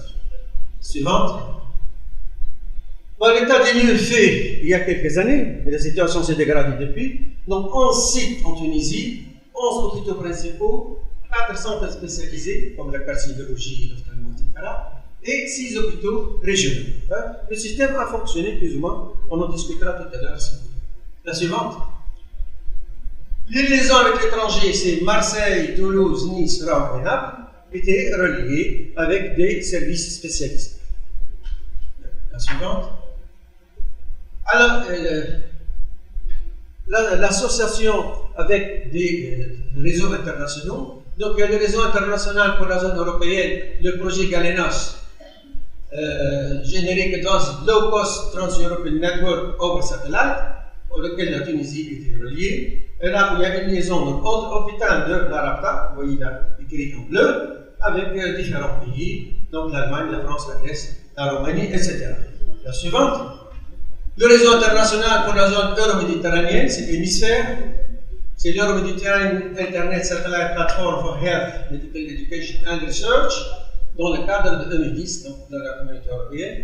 Donc là, nous avons une liaison entre l'hôpital Razi et la faculté de médecine, en ce qui concerne l'neurologie, avec différents pays, en particulier les pays voisins, l'Algérie, le Maroc et l'Égypte. C'est bon? Alors, la zone euro-méditerranéenne, il y a l'hôpital virtuel euro-méditerranéen qui est un projet mais qui n'a pas encore réalisé dans le cadre de l'hémisphère et FIS, donc c'est le même programme international, où il y a le téléenseignement, la télémédecine en temps réel, c'est-à-dire faire des consultations dont on avait parlé, et l'assistance médicale. Suivante. La zone afro-arabe, il y a le ARNET, le Afro-Arab Telemedicine Network, où les partenaires sont, comme vous le voyez ici, en particulier les pays de notre région, la Tunisie, la Jordanie, la Libye, le Maroc et le Soudan, et qui ont des liens avec deux centres, un en Europe et un aux USA. Suivante. Le réseau international de la zone francophone, c'est le RAFT, c'est le réseau en Afrique francophone pour la télémédecine, organisé par les hôpitaux universitaires de Genève et eHealth on the Net Foundation. Donc, vous voyez là différents pays, en particulier francophones africains, et en particulier avec la Tunisie, la Mauritanie et le Maroc. Suivant. Là, c'est une manifestation organisée à la faculté où nous avons introduit un cours de télémédecine, aussi bien pour les techniciens que pour les médecins, d'une façon qui est informelle. Et vous voyez le doyen de la faculté à droite, l'ancien ministre de l'autre côté. Donc, on dit que la faculté était sensible à cette question pour former des cadres. Pour le moment, il n'y a que des médecins non spécialisés qui sont occupés. Suivante. Alors, dans les pays du Maghreb, on va faire un panorama rapide. En Algérie, on a commencé en 2007 une liaison entre l'hôpital de Bitraria à Alger et Ouergla. Et en 2008, 3 centres hospitaliers équipés par VESAT. Et surtout en 2011, un réseau pilote de télémédecine en Algérie. Donc, vous voyez les abréviations. Relions 5 hôpitaux du nord avec 12 hôpitaux du sud du pays.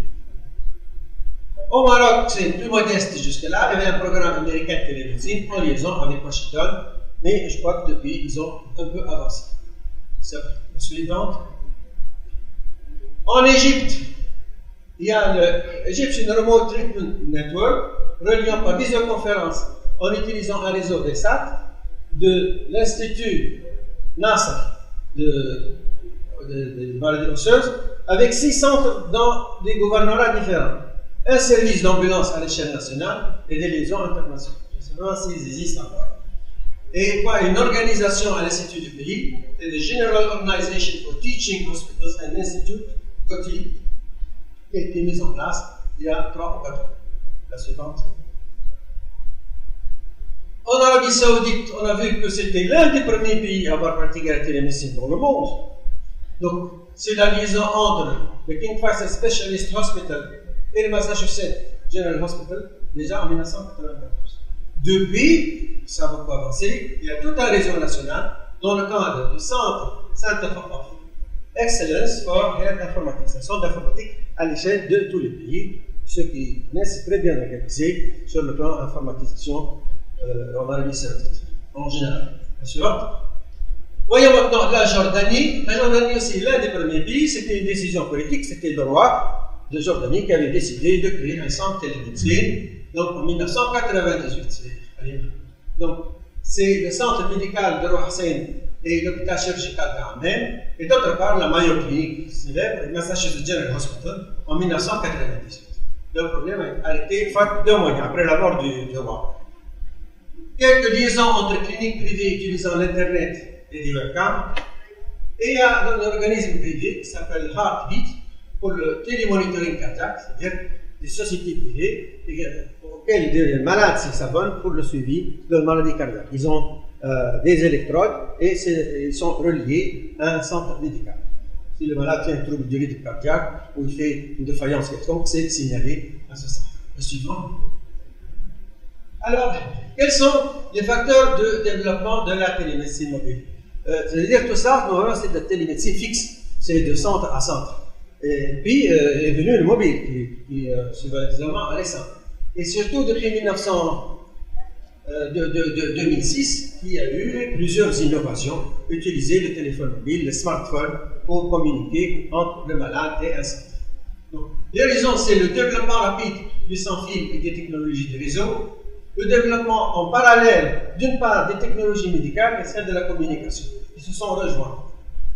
Et puis, un élément important, c'est que le mobile s'est développé d'une façon extraordinaire dans tous les pays du monde, dans tous les coins de chaque pays, d'où l'amélioration du rapport coût-efficacité. Et la disponibilité de communication par satellite et l'amélioration du rapport coût-efficacité. Ceci nous a amené à, enfin déjà en Europe, pour le moment en Amérique, donc un développement de cette technologie, par cette technologie relativement bon marché, très répandue dans toutes les catégories sociales, accessible à toutes les régions et tous les milieux. Ça peut être fait à domicile du malade, dans les zones rurales, dans les ambulances qui se déplacent, dans les bateaux et dans les avions. Et puis il y a un développement rapide du sans-fil, du wireless et des technologies cellulaires qui ont boosté cette activité. La suivante. Alors, qu'est-ce qu'on utilise? Donc ça c'est un aspect technique, je ne fais que répéter ce que j'ai lu. Donc c'est le GSM, le Bluetooth, le PDAS, le système satellite, le WLAN, le WiMAX, le manette. Donc tous ces moyens sont utilisés pour relier le téléphone mobile, donc les smartphones, au centre de soins. Suivant. Quels sont les espaces où peut se pratique la télémédecine mobile? C'est les soins ambulatoires, donc le malade qui est chez lui et qui est en contact avec son médecin. Donc il peut lui dire, vous m'envoyez toutes les heures votre glycémie, vous m'envoyez toutes les heures ou toutes les demi-heures votre prise de tension artérielle. Et c'est fait automatiquement. Les soins d'urgence, donc on peut soigner en urgence le malade qui a sur lui un portable. Les soins à domicile pour les personnes, les malades chroniques, ils ne peuvent pas se déplacer. Donc au lieu d'aller à une consultation, prendre un taxi ou une ambulance, le malade envoie l'information. Les soins et surveillance des maladies chroniques, qui sont de plus en plus importantes, en sachant qu'un pays comme la Tunisie, il y a 10% de personnes qui sont diabétiques pratiquement, et presque 50% de la population au-delà de 40 ans qui est hypertendue. Et tout cela retentit sur tous les organes, donc qui ont besoin d'un suivi de consultation régulière.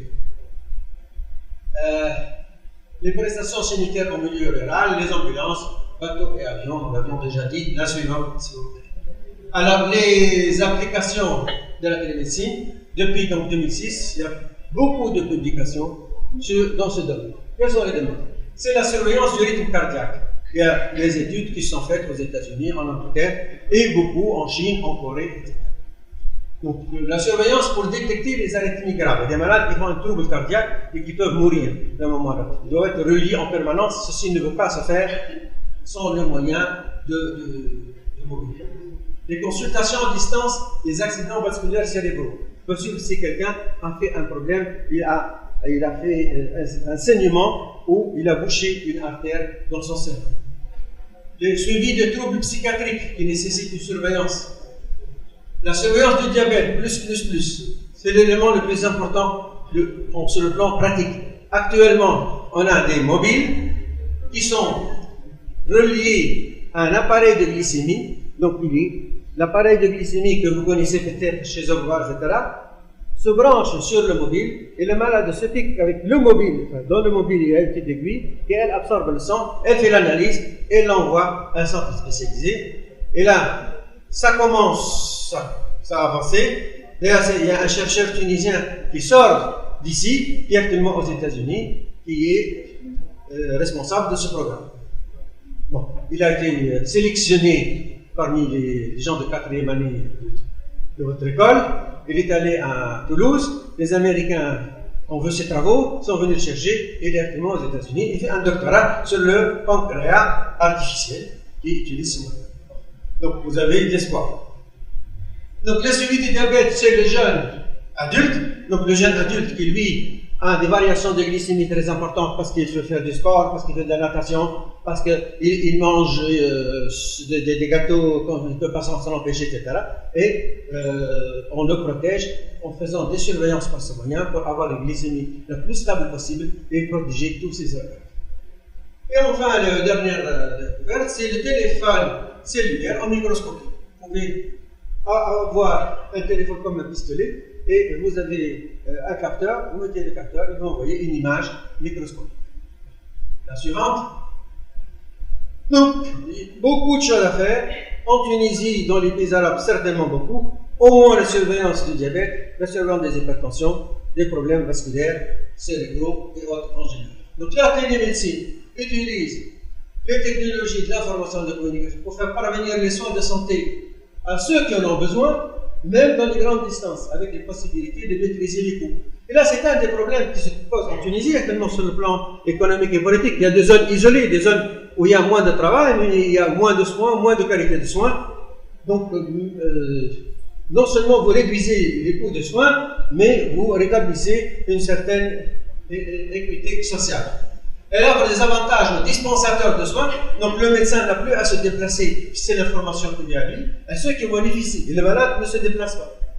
Elle contribue au développement économique et social, d'abord parce qu'elle améliore la qualité des soins, donc la qualité, la santé des malades, la qualité des travailleurs, des gens productifs, et elle crée des emplois.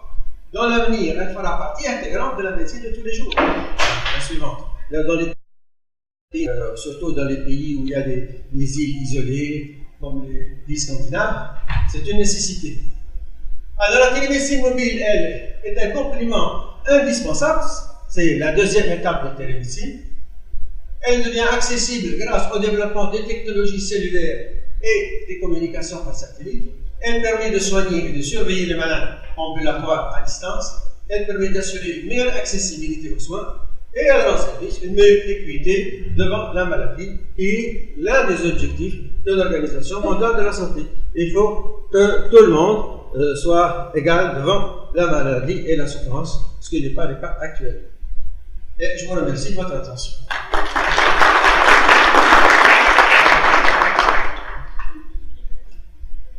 Thank you, Mr. Aziz, for your presentation. So now I'd like to invite Mr. Mohamed Berida, the country manager of Microsoft Tunisia, to join us. Please.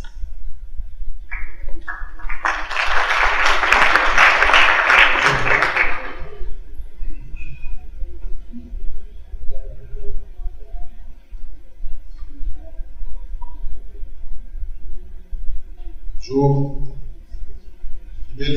مهندسي على الترجيم. C'est bon en arabe? Il y a des francophones ici? Non? مهندسي على الترجيم, donc on va faire.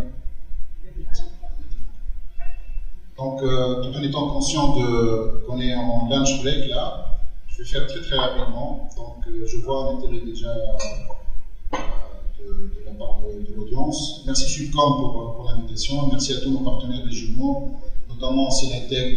J'ai vu à l'entrée aussi Tonstamal, qui est une initiative qu'on vient de lancer aussi avec Sinatec et ProInvest sur des opportunités d'emploi et de ressources de formation. Maintenant, par rapport à la mobilité, en voyant l'intérêt suscité aujourd'hui, je pense inutile de vous rappeler l'importance, l'émergence, la transformation de notre industrie aujourd'hui et l'opportunité qui vient avec la mobilité. Moi, je vais être très pragmatique. Donc, aujourd'hui, par rapport à Microsoft, ce qu'on apporte sur cette compétition, 3 points essentiels. On a 3 barrières, on avait 3 barrières l'année dernière sur les compétitions internationales. Tout d'abord, on avait un problème de carte de crédit. Donc, tous ceux qui travaillent sur la mobilité en général, sur Google Play, sur la plateforme Apple, sur Microsoft, savent qu'à partir de la Tunisie, c'est très très difficile de transformer la monétisation des applications.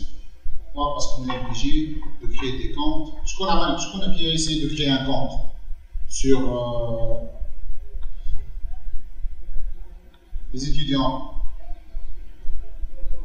Voilà. Donc, sur quelle plateforme? Play, sur Play.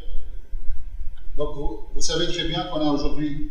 Donc je vous invite tous à essayer de créer déjà un compte sur les plateformes de mobilité les plus importantes pour constater un petit peu d'expérience. Il y a des MS que vous n'avez pas créé des comptes. Donc on avait un problème au niveau des créations des comptes. C'est très très important. Développer des applications gratuitement en Tunisie sur les 2-3 dernières années. Donc c'est une tendance mondiale. On se positionne, on montre l'intelligence tunisienne, on est en train de montrer un savoir-faire technique, on gagne des compétitions. Derrière, on avait une compétition sur Middle East Africa qui a été gagnée par des Tunisiens avec Nokia. On avance très bien sur l'image Nokia, mais on gagne très peu d'argent encore avec les applications mobiles.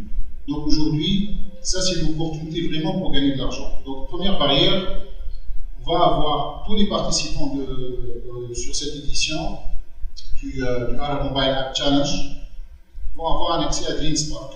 Qui connaît DreamSpark? Très bien.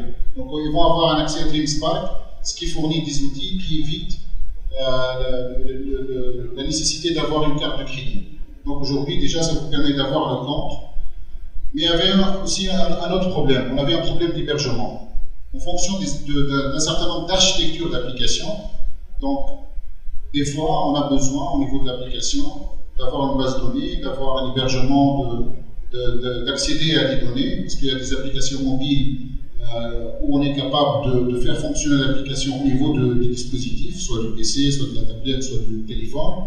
Mais souvent, pour que ce soit des jeux en réseau, pour que ce soit des applications qui cherchent des informations géographiques, qui stockent des données, etc., on a un problème d'hébergement. D'accord? On avait un troisième problème aussi. C'est pas un problème, c'est un choix. Souvent, on s'oriente vers une plateforme, des trois plus importantes.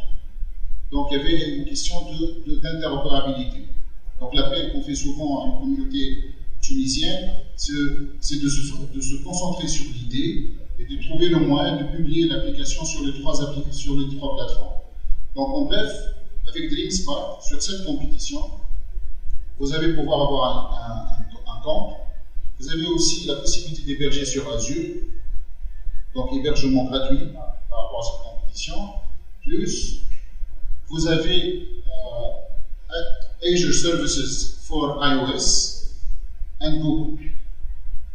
Donc, bien sûr, ça va desservir naturellement tous les dispositifs Windows 8, Phone et iOS, mais aussi avec le bridge d'interopérabilité, vous êtes capable, au niveau de l'hébergement, de servir tous les appareils.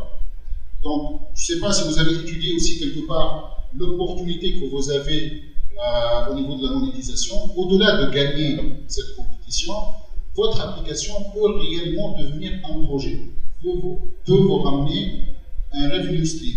Et je connais personnellement un certain nombre de jeunes qui n'ont toujours pas terminé leurs études, qui ont trouvé le moyen de monétiser.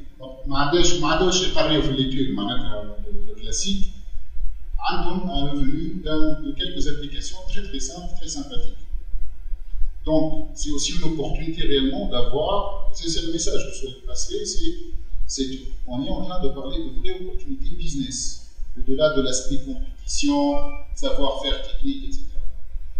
Sur cette partie-là, vous savez qu'il y a deux modèles business dans les applications mobiles. Il y a toute la partie publicité, et puis pour les applications payantes, il y a un revenu sharing modèle qui est partagé avec les fournisseurs de plateformes, les trois plus grands, encore une fois. C'est souvent 70% de revenus qui part vers le développeur, 30% qui est retenu par l'entreprise. C'est ça le modèle. Aujourd'hui, par rapport à la plateforme Azure, c'est 100%. Donc sur la partie publicité, c'est 100% pour le développeur et c'est 75% au niveau du revenu. Donc il y a vraiment une différenciation par rapport au positionnement. Donc moi, ce que je vous invite de faire, c'est de bien réfléchir vos idées, vraiment d'investir un temps de qualité. Faites attention, aujourd'hui, on commence à avoir une réputation et un positionnement en tant que Tunisien. Aujourd'hui, on commence à émerger. Je suis très reconnaissant par rapport à la participation tunisienne cette année, à ceux qui ont facilité le positionnement de la Tunisie. Dans notre région, aujourd'hui, c'est clair que nos développeurs, ils ont une réputation Vous êtes la nouvelle génération, continuez à nous faire honneur. Barakallahu fikum, Cheikh.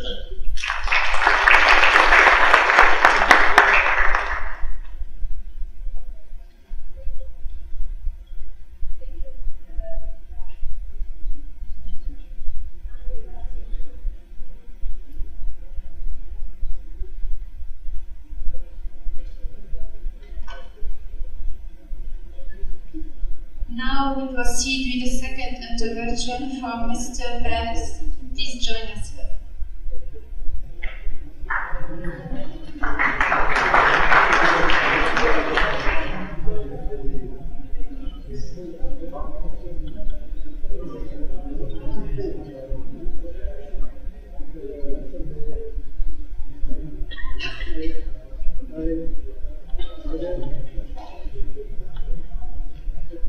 Okay, I'm going to be very brief. This was scheduled to be at the end, but I'm going to do it now because unfortunately, in a little while I'll be leaving to catch my flight. But as I said, I will be back soon for the Acceleration Day.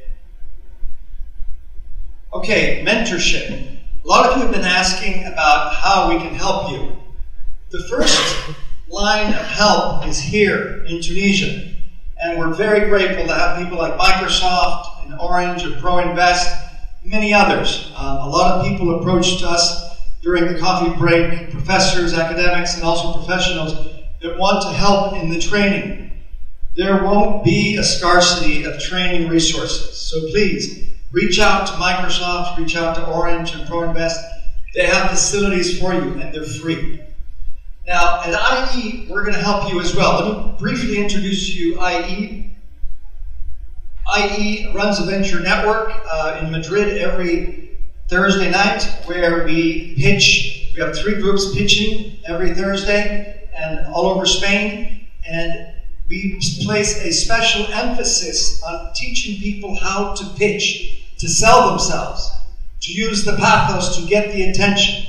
We're going to be doing that in Acceleration Day. So just for that, the Acceleration Day is going to help you become a better pitcher.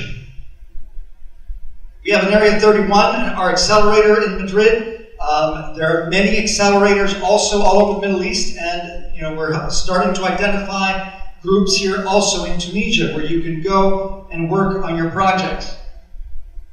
We have a lot of success stories at IE from these are students, so don't think these are professionals. These are MBA students that never dreamt they could become entrepreneurs, and they do, just like you do. But most technical entrepreneurs actually come, not from MBA schools, from engineering schools like this one. We have venture days in Madrid, May and November, where we bring investors from all over the world, Silicon Valley and also from China. We have trips to Silicon Valley that we organize. And we will be reaching out to the whole community that takes part in this challenge and offering them a lot of the services that we offer our own students and alumni in Madrid and all over the world. This is Venture Day in Sao Paulo, in Bogota just recently, Mexico City, Shanghai. We have venture days all over the world, and we're hoping to start with Silatech venture days all over the Middle East as well. And we're hopefully working also with Sup'Com to do something here in Tunisia. Venture days are just events, not just for apps, but for all kinds of entrepreneurial activities. So we'll be keeping you informed of that as well. We have a venture day in music, apps around music that's being done in Berlin on the 24th. Just to give you an example, we had 30 Kuwaiti students come to IE and accelerate. So what you are going to experience in this Acceleration Day, people are coming all over the world to Madrid to work with IE to accelerate with that. So this is going to be something that you're going to be able to take with you. So the facts, IE is the #1 business school in Europe, according to the Financial Times. Number 8 in the world. Number 9 in the world in entrepreneurship, according to Bloomberg. We have 45,000 alumni around the world and over 500 in the Middle East. So our mentorship program is we're going to dedicate some of these mentors to the teams. So if you have a program, an app that you're developing in entertainment or in health, we're going to look for mentors within our alumni all over the Middle East and in other places to see if they can help you. post-acceleration day as well. That's when you really will start getting to work on your apps. And finally, you will have complete access to all the mentors in our network. But again, as I said earlier, the real work here for the partners, and in particular for the main organizer, Sup'Com, is going to come after the competition, when we help turn your little startup into a reality. So please, come for Acceleration Day. Apply. Find an idea. Okay? You don't need to. A lot of people came to me during the break. What should a team look like? A team should start with one person. You, with an idea. It doesn't have to be an original idea. Maybe you're copying an idea from some other country. You want to improve it to bring it here. That's fine. Apply. Find one other person. You don't have to be technical. You can find the designers, the programmers. You can find those later. There's plenty around here. So just don't settle. Go out there, reach out, find an idea, apply, because this is going to be a truly unique experience. Thank you.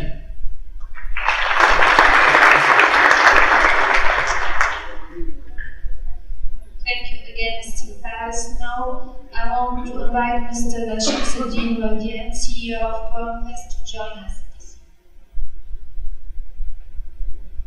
Merci.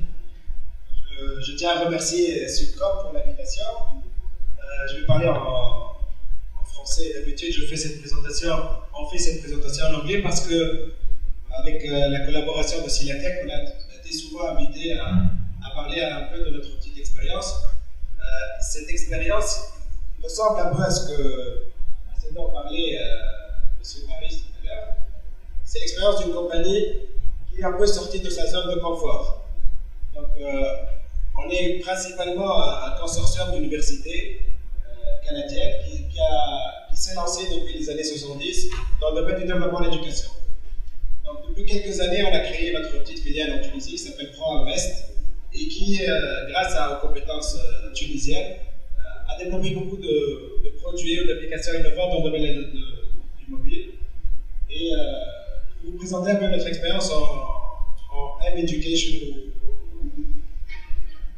ou d'une autre façon, utilisation du mobile pour la promotion de l'éducation et l'employabilité des jeunes. Vous voyez un peu le contexte, un peu l'écosystème qui caractérise le pays, entre autres la Tunisie, le rôle de la technologie, principalement aussi un facteur clé de soulèvement et de sensibilisation des jeunes. Nous sommes partis un peu de ce constat, un peu les défis que nos pays vivent, notre pays principalement vit. Comment réduire le gap un peu entre les besoins des jeunes et la formation sur le marché du travail, leurs besoins en matière d'entrepreneuriat, comment utiliser le mobile pour développer leurs compétences, les aider à avoir plus d'accès aux outils financiers. Dans un environnement assez difficile, il faut dire, après la révolution, surtout le manque de confiance maintenant de plus en plus des jeunes face aux programmes de l'État, les programmes gouvernementaux, et aussi l'opportunité qu'il y ait vraiment une société civile qui se développe de manière fulgurante, mais aussi d'autres opportunités qui consistent à une ouverture de plus en plus vers les partenariats publics-privés.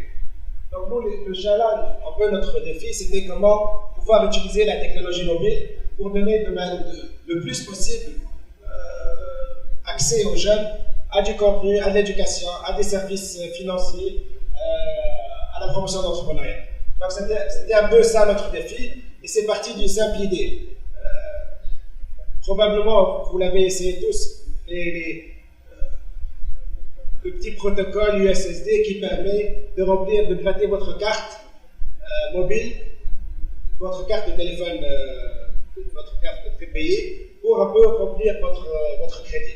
Donc on a utilisé ce protocole USSD pour développer des contenus d'éducation et de formation. Donc c'est une expérience basée sur un partenariat avec plusieurs types d'institutions, entre autres le tissu associatif et du partage qu'on appuie principalement. La plupart de notre équipe ici en Tunisie est membre du réseau et du partage. Sûrement, je pense qu'on a réalisé des choses avec Sup'Com.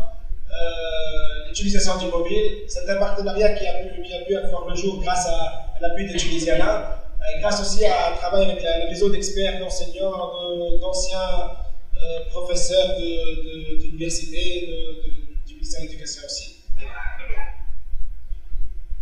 Donc, du partage, ça a commencé par vraiment une plateforme collaborative sur le web, un peu pour vraiment vulgariser certains concepts, mettre à disposition des contenus que les enseignants ont pu vraiment développer, avec leur communauté. Donc, c'est une plateforme d'échange, de partage de contenu éducatif, d'échange d'expériences, de forums. Donc ça, c'est la partie web. Mais aussi, on est allé rapidement vraiment vers l'utilisation des technologies mobiles à travers trois catégories de produits. Donc, la journée d'éducation, la journée emploi et la journée English. Je ne sais pas si vous avez déjà eu l'occasion de vraiment passer à travers ces services. Vraiment, on pense que c'est une innovation en matière d'utilisation d'une technologie très simple qui ne demande pas d'avoir des smartphones, qui ne demande pas d'avoir des abonnements en 3G, qui ne demande même pas que vous ayez du crédit dans votre sol. Donc c'est vraiment une technologie qui ne coûte pas en termes de data. Et on a pu développer par exemple le cas de English, par exemple, ou de Education, un certain nombre de quiz, un certain nombre de contenus, de tests qui sont vraiment, qui collent vraiment au programme national. Donc, ce service a été lancé en 2010 et qui a eu un certain succès avec les élèves, les parents. Donc, la deuxième expérience qu'on a eue, c'est English. Donc, on a été identifié par l'ambassade américaine et le département d'État américain. Ils ont des programmes d'enseignement d'anglais pour utiliser cette plateforme pour l'apprentissage de l'anglais. Et ça, c'était une autre étape aussi qui a consisté à développer des partenariats avec des universités, entre autres deux enseignants d'université américaine, dont j'ai oublié le nom, qui nous ont permis d'appuyer et de travailler avec une équipe d'enseignants universitaires ici à Tunis pour développer ces contenus. L'expérience de English a eu un certain succès avec plus de 200 000 utilisateurs, sachant que notre application avait à peu près 150 000 utilisateurs. Donc déjà en 2010, c'était le deuxième lancement de English. Donc c'est un ensemble de mise en situation avec des questions interactives qui correspondent un peu aux situations de toutes les différentes situations de la vie, que ce soit pour voyager ou pour avoir des relations de travail ou pour juste avoir des conversations. Et le troisième concept qui a été développé grâce aussi au partenariat avec Silatech et qui, je pense, représente le plus d'intérêt actuellement, vu la situation de la problématique de l'emploi des jeunes. Donc je vous laisse regarder une petite vidéo un peu pour montrer un peu de quoi il s'agit.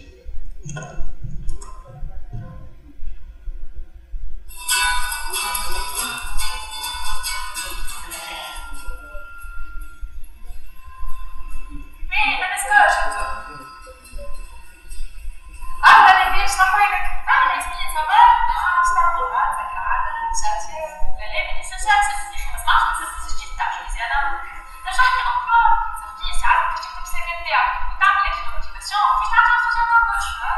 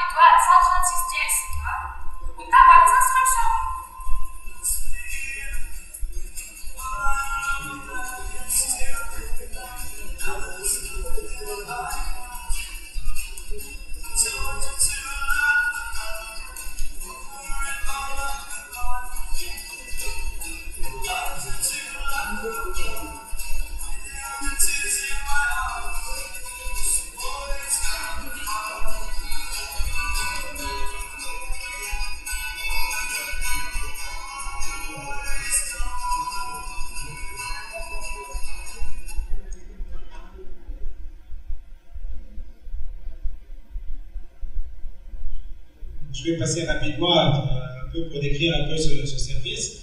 Donc, principalement, il comprend 4 composantes. Une composante qui permet un peu aux utilisateurs de connaître un peu leur profil carrière à travers des jeux ludiques, en passant par des quiz, des tests. Je n'aime pas beaucoup le terme test psychométrique parce que c'est trop dire, mais disons de s'exercer un peu ou à se remettre en cause un peu en essayant de répondre à des petites questions. Est-ce que j'aime travailler en plein air? Est-ce que j'aime le contact avec les gens? Est-ce que je suis ça permet un peu de se poser la question par rapport à son profil, à son plan de carrière ou à son profil professionnel. Ça permet aussi, de deuxième composante, de s'informer sur le marché du travail. De manière générale, s'informer sur le marché du travail ou les opportunités du marché du travail. C'est surtout autour de connaître quelles sont les opportunités d'emploi, quelles sont aussi les opportunités de formation.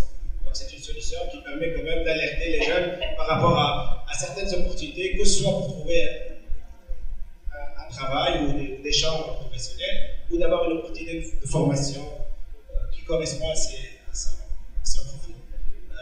La troisième composante tourne autour de l'entrepreneuriat. Donc, toujours des petits tests ludiques qui vraiment essayent de vraiment piquer la curiosité des utilisateurs pour dire est-ce que je suis fait pour entreprendre, quelles sont les structures d'appui qui existent pour créer son propre entreprise.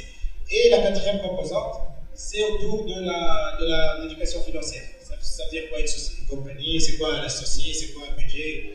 Donc vraiment, c'est vraiment du contenu très ludique, très simplifié, qui permet vraiment d'avoir une première sensibilisation des jeunes face à cette thématique-là, et de surtout les ramener vers des services plus adaptés, plus structurés, que ce soit par exemple avec le cas de Tamil, ou le cas d'aller à l'ANETI, de voir des coachs, de suivre des programmes comme ceux offerts par Sup'Com, etc.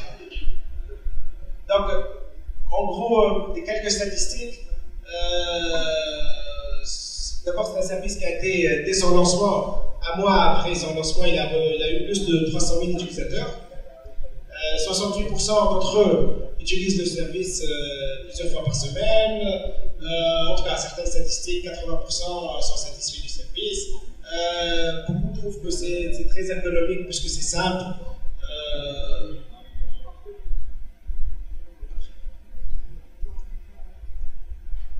C'est pas une démonstration. Vous pouvez, je pense, on le fait ça parce que d'habitude on est à l'étranger et les gens n'ont pas de bus. Utiliser un avis ici, je pense que vous pouvez le faire.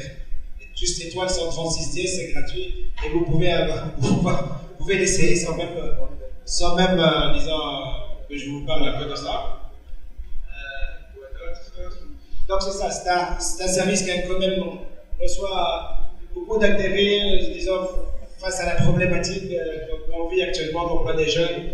Ce que je voulais dire, c'est que notre petite expérience, parce que vraiment pour nous c'est quand même un nouveau domaine, c'est que je pense qu'il faut être vraiment dans une approche où on essaye de vraiment bien comprendre un peu l'environnement dans lequel on vit, essayer parfois même de le créer cet environnement, cet écosystème, en développant des partenariats, que ce soit avec le secteur associatif, que ce soit avec le secteur privé, que ce soit avec le secteur public. Donc je pense qu'il faut vraiment penser à cet écosystème. Il faut parfois être dans le bon timing, il faut vraiment être avec les bons partenaires. Donc c'est des facteurs clés de succès. Mais aussi, c'est très simple. Pour un peu ce qu'on a eu comme succès relatif, c'est grâce au fait qu'on a essayé de répondre à vraiment un besoin spécifique, mais en utilisant des technologies simples. La technologie n'est pas vraiment une finalité en tant que soi. Vraiment, il faut penser à l'idée, il faut penser vraiment à l'utilisation, à la problématique à laquelle on veut répondre. Dernière chose, on est sur quelques autres concepts, je pense, qui ont beaucoup de potentiel, que ce soit dans l'inclusion financière des jeunes, que ce soit pour la promotion des échanges, c'est autour des jeunes, c'est autour de l'économie sociale. On cherche des équipes, peut-être que ça pourrait vous intéresser, pour les coacher, pour travailler ensemble sur des concepts de ce type. Et je pense que peut-être on va notre email. Après, si vous avez des questions, on peut vous répondre, ou on peut même vous accueillir pour voir un peu qu'est-ce qu'on peut faire ensemble. Merci.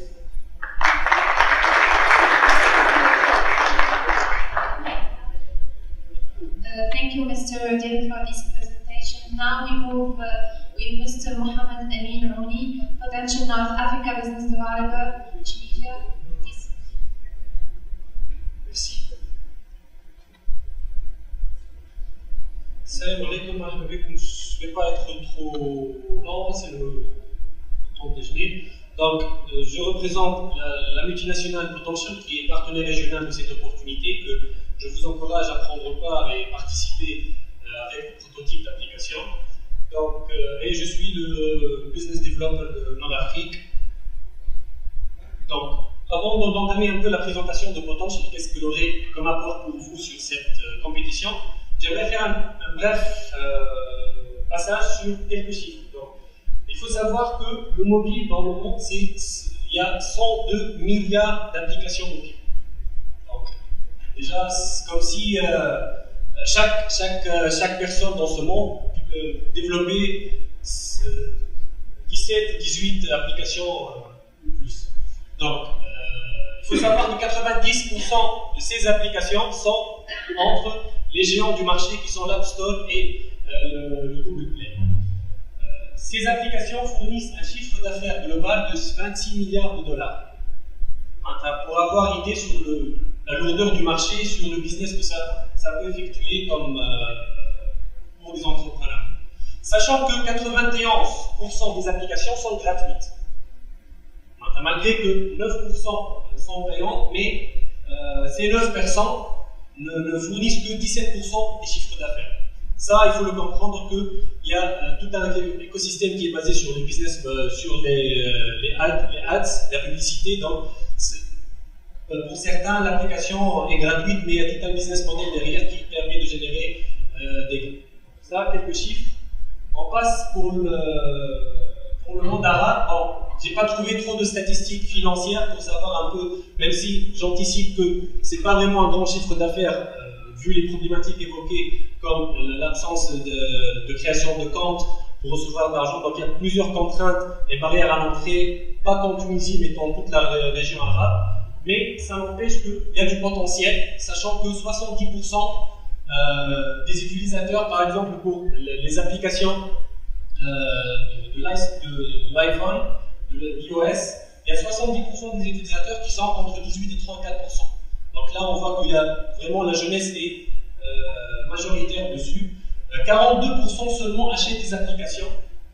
Donc là, il y a des personnes, on sait bien qu'il y a différentes alternatives de recevoir des applications, mais il y a quand même un certain pourcentage qui achètent des applications, ce qui peut encourager même les personnes qui veulent faire du business dans l'application mobile d'investir là-dessus, sachant qu'un tiers dépense au moins 5 $ par mois. Donc il y a quand même un chiffre d'affaires et un potentiel pour vous, futurs entrepreneurs et futurs experts du mobile, à travers les applications que vous allez participer dans la compétition.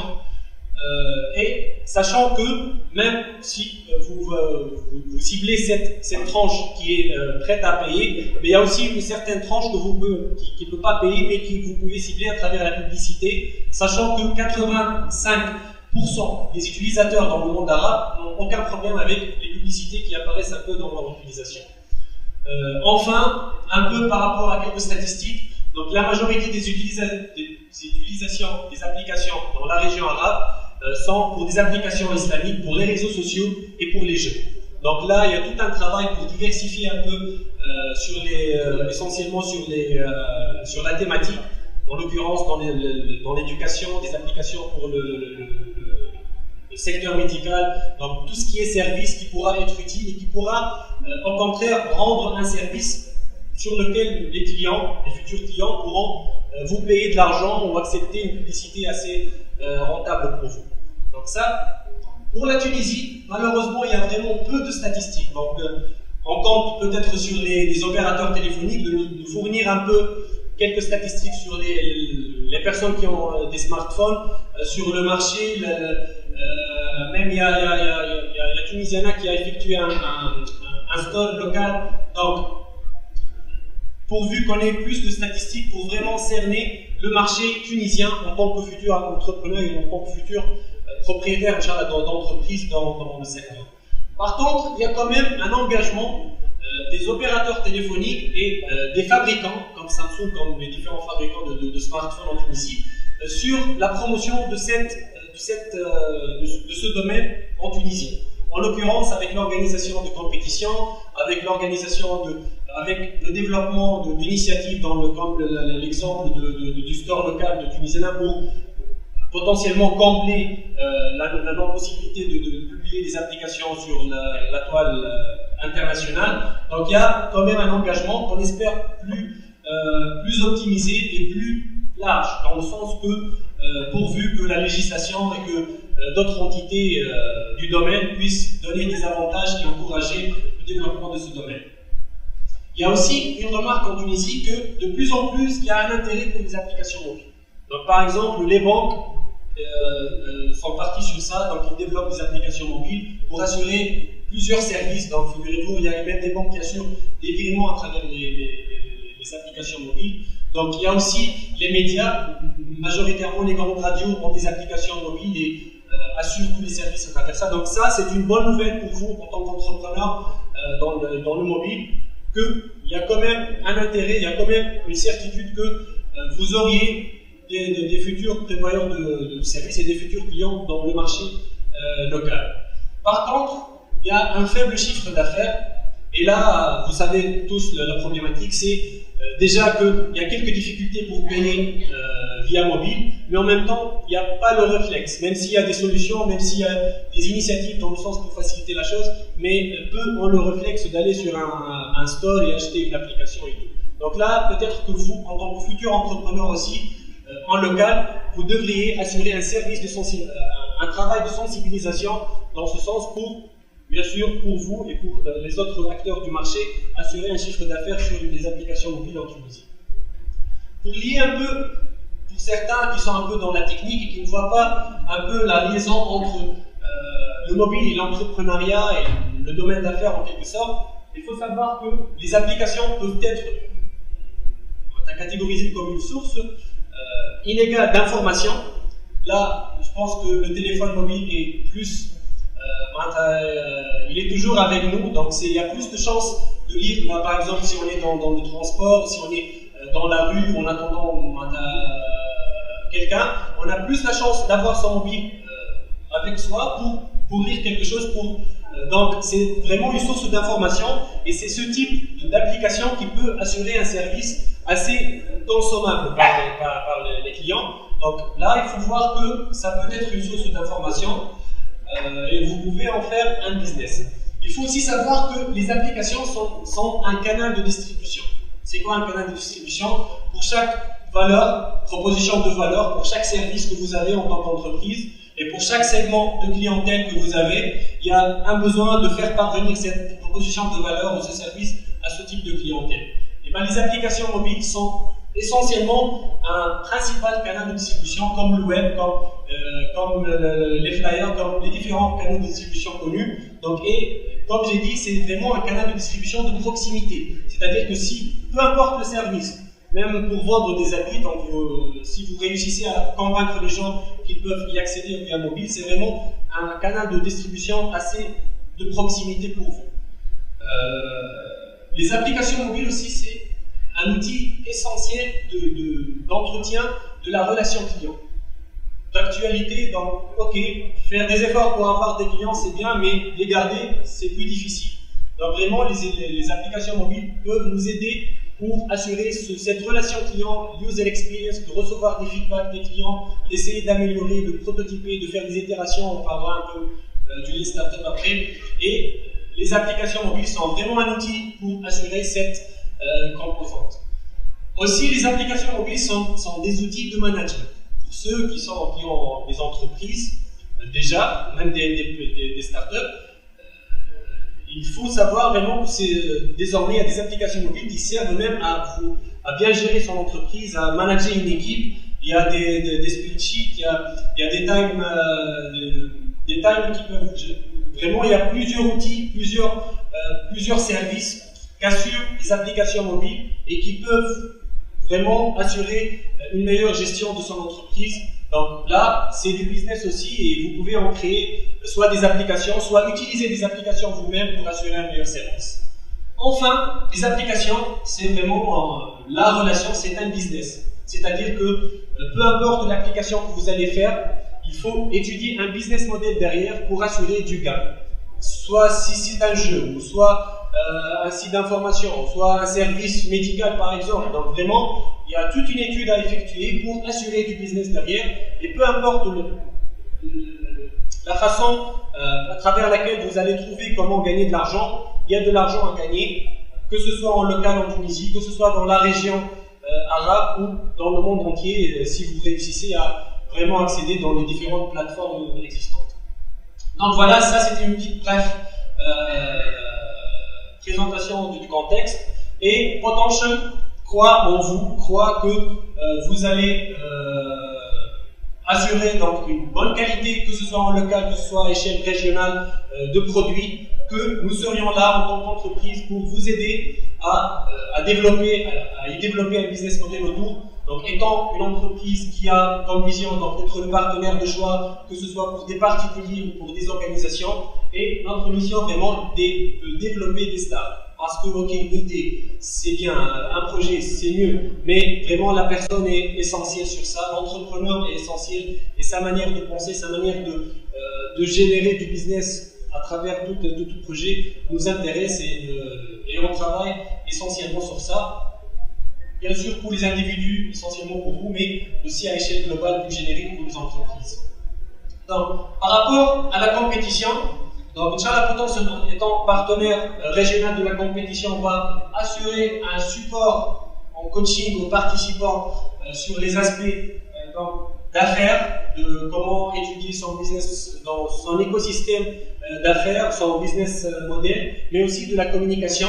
Parce que c'est évident que c'est une compétition, donc même si vous êtes le plus bon techniquement, même si vous assurez un business, mais il faut aussi bien présenter et bien exécuter votre pitch. Donc ça aussi, on pourra vous aider sur ça. Aussi, il y aurait un coaching générique et spécifique pour les entrepreneurs. Donc on est en contact avec les organisateurs pour voir comment mettre par rapport au programme et à la timeline, distinguer nos coachings spécifiques et génériques. Aussi, nous donnons accès sur notre site à du contenu, que ce soit des articles sur l'entrepreneuriat, sur les différentes industries régionales, que ce soit des vidéos que vous pouvez consulter de notre réseau d'experts, que ce soit sur des sondages, c'est important d'avoir des sondages et des chiffres. Donc tout ce contenu est à votre disposition sur notre site potential.com. Enfin, vous bénéficiez Inch'Allah de networking régional. Donc, nous travaillons sur toute la région MENA, Nord-Afrique, Moyen-Orient, et à travers nos différents services, que ce soit à travers le site internet ou à travers le support média, nous essayerons de vous supporter, de vous donner une accessibilité régionale à d'autres partenaires, à d'autres clients sur toute la région arabe, et ce à travers notre réseau. Bien sûr, comme j'ai dit, à travers le site internet ou les différents services. Donc, une petite expérience qu'on a eue il n'y a pas très longtemps à travers le Intel Challenge. Donc, c'était un peu similaire à cette compétition, mais peut-être en plus générique, en thématique. Donc, c'était une compétition locale, régionale et mondiale. Et on a assuré tout le travail pour vraiment donné parce qu'il y avait 4 personnes qui étaient qualifiées pour la compétition internationale qui sera à l'université de Berkeley le mois d'octobre, donc pour bientôt. Donc on a tout fait vraiment pour assurer que, pour optimiser les chances qu'on aura un gagnant mondial de notre région. Donc on a bien préparé tout au long de 6 ou 7 mois donc, les participants sur les différents aspects business, sur comment pitcher pour aboutir à 4 gagnants. Il y avait un du Bahreïn, un des Émirats Unis et 2 Égyptiens qui ont réussi à aller à la compétition finale. Donc, plus dans le détail, et je conclus donc comment la méthodologie qu'on utilise avec les jeunes talents, en l'occurrence vous, Inch'Allah. Déjà, par rapport au domaine d'affaires, donc on est conscient que de nos jours, il y a tout un débat entre le business plan et le business model. Donc, et vraiment, étant développeur, étant ingénieur de formation IT, je vois que le Lean Startup, la méthode agile, est beaucoup plus optimisée de nos jours dans le business. Et c'est pour ça que nous utilisons donc des outils qui nous aident à assurer le Lean Startup, le Lean Startup à travers le business model Canva. Donc c'est un outil qui est assez fluide, qui est assez soutenu surtout pour les applications mobiles, et donc il va avec un système de prototypage. Donc vous n'allez pas vraiment préparer tout un business plan pour 10 ans, 5 ans, non, vous allez vraiment effectuer un petit prototype, recevoir des feedbacks des clients, après donc essayer de faire des itérations jusqu'à assurer le bon business model qui vous assurera donc une durabilité.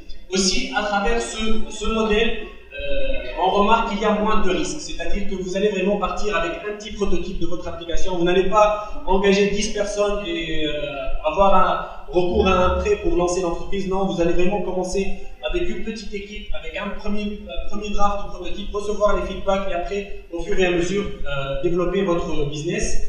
Aussi, notre méthodologie, c'est de vous inculquer l'esprit de elevator pitch. De nos jours, les investisseurs, les entités qui sont dans l'écosystème entrepreneurial n'ont pas trop de temps ou sont trop sollicités. Donc il est important d'avoir vraiment le réflexe d'avoir un pitch, un speech qui est assez court, assez clair, assez concis, assez droit au but, donc et assez innovant et assez qui se distingue par rapport aux autres projets. Donc ça aussi, ça sera un apport qu'on essaiera de vous donner à travers le how to make your pitch et comment le faire bien et assez court. Donc voilà, je vous remercie pour votre attention, je vous souhaite bonne chance pour la participation et si vous avez des questions, on est là.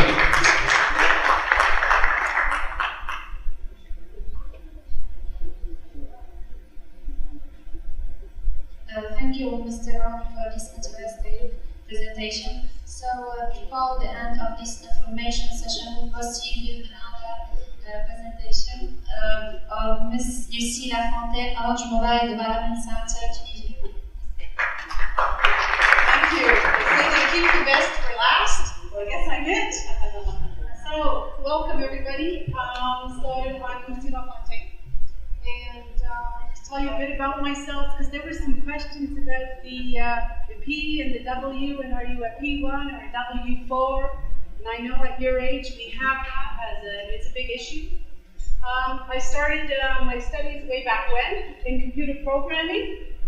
I won't tell you what year. And after a while, I decided that programming languages was great, but talking to machines just didn't do it for me. So I went back to university and studied languages and majored in French and Italian. So what do you do with those kinds of diplomas afterwards? So I actually integrated a telecom company. And from there, I worked in customer care, sales, I did a lot of coaching, some training, and basically moved then to Europe and continued with the training always in the telecom field.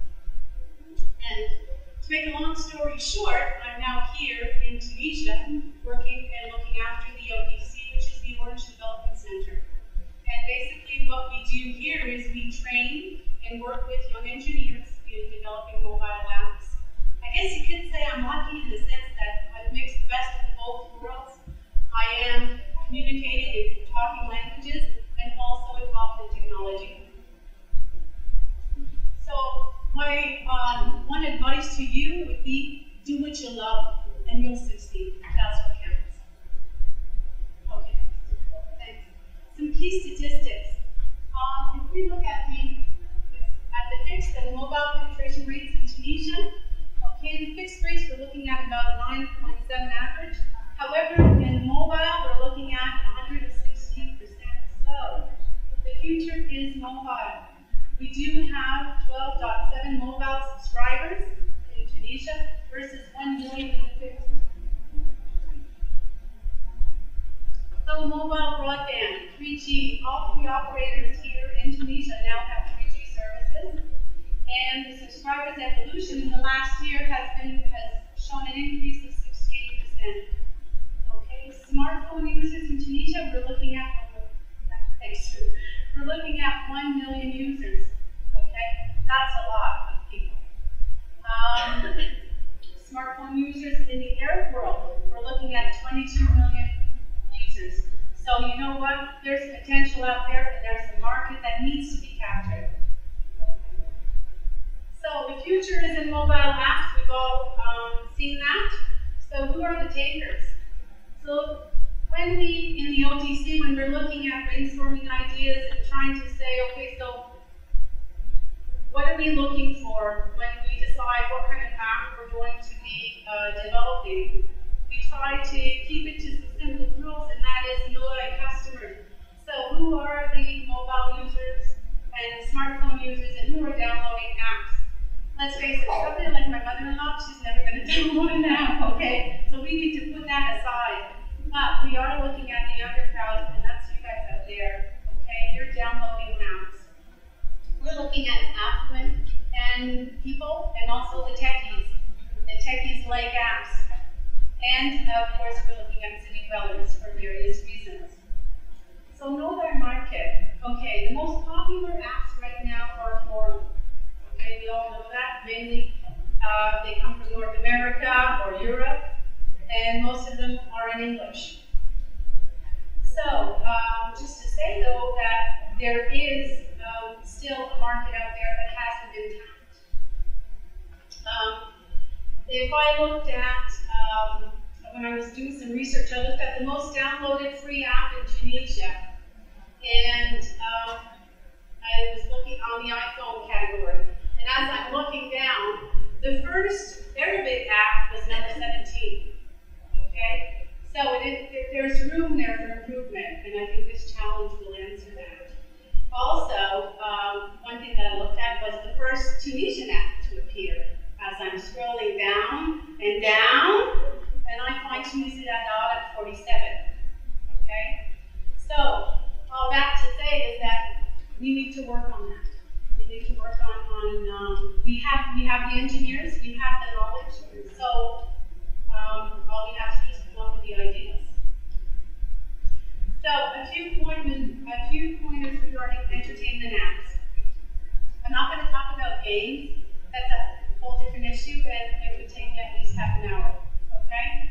So one thing, maybe some recommendations that I could make for you is look at relevancy. Okay. What you want to do is link your app to the smartphone primary uses, which are accessing news, information. We need information. Okay? Social networks, emailing and messaging, and we also have gaming. Okay? So we want to also link it to an entertainment activity that is Tunisian or in the country that your app was developed for. Here we have TV, satellite, football. In the summer we have beach activities. Okay. In the ODC we did last year develop an application regarding the status of the beaches in Tunisia called Tunsi. And it will be available on the app shop within the next few weeks. Getting the information, getting the right information at your fingertips. The first thing that I asked when I came to Tunisia was, where are the yellow pages? Okay, and unfortunately there is none. Information here is difficult to get to, but it is available.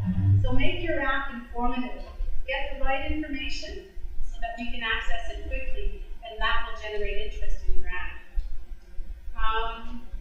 Apply it to all fields. So, for example, I remember way back when I first came to Tunisia years ago, looking for a pharmacy at 2 a.m. in the morning to see which one was open was rather complex and pretty frustrating. Now I hear there's an app that you can just click and it will tell you which pharmacy is open and where they're located and all the relevant information.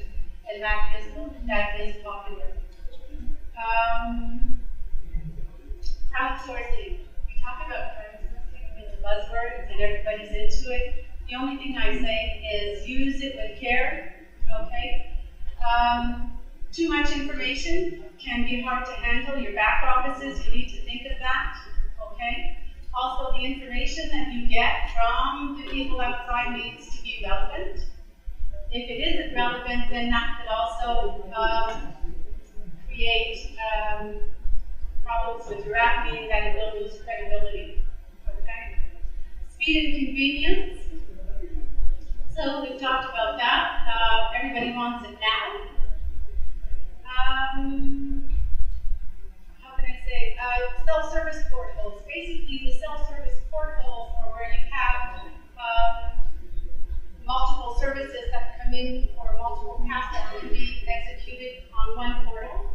And that's important. People do look for that. So basically, what we're talking about is, how can I say it, for example, in the entertainment field. Basically, what your customer wants is a one-stop shop where you'll have all the services linked towards that one field. I'm trying to think. For example, if I have a restaurant app, what I will want from a restaurant app is all the pertinent information. So if I'm a user and I'm looking at it, I will want menus, location, prices. If I can link it to other apps where you might have critic reviews. You might also have various information. You might even want to link your app to other similar restaurants, so and therefore create some interest. Basically, when you are doing one-stop shop, you are also federating your app. Okay. I'm trying to go quickly because I know everybody's hungry.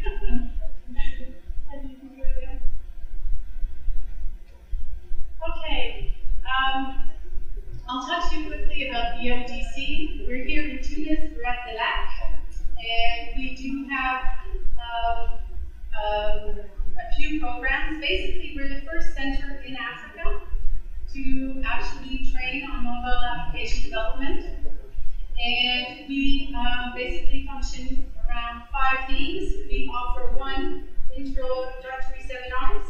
So if you've never built an app, but you'd like to, we do have introductory courses that are available. And by the way, the ODC is free of charge. Okay, so that's always interesting. We also do training programs and conventions with engineering universities. We have been to Sup'Com, and we hope to become more often. In the past 4 years, we've trained about 2,400 students throughout Tunisia. We do go out into 10 different regions. We do coaching, we do training inside the center. We mainly work with students during their PFS, which is their traineeships at the end of their studies. We have them come into the center and we coach them and train them for about 4 months. We also have, during the summer, a challenge where we also have students come in and develop apps. And actually, when I leave here, I'm going to our summer challenge rewards dinner, where we will be announcing the winner of this summer's challenge. And 5, we also try and play an active part in the mobility environment. And you probably have heard of the Orange Mobility Forum. And also this year we're working with different companies and trying to partner our students with some companies and maybe some job opportunities. We are available for you, and the center is open to people. We do have a website, and I recommend that if you're interested in coming to the center, even if it's to use the equipment, to test your application on the smartphones, to look at some ideas with us, we're more than open. However, our places are limited, so I do recommend that you go on the website and reserve a space, reserve equipment.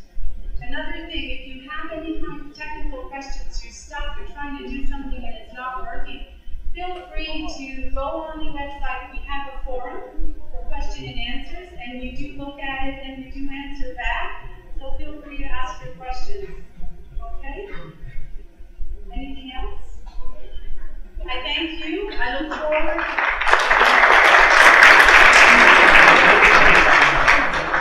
to being a part of this event. So thank you all. Here we come to the end of this sample session, of the first session of the Arab Mobile App Challenge. I would like to thank all the organization committee for this challenge, to become first by Madam Fatma Abdelkafi and Mr. Mohamed Seda, Madam Asma Taiba, Madam Sameh Najah, Madam Firdaus, Madam Jihad, and of course our director, Mr. Munir Afriqa.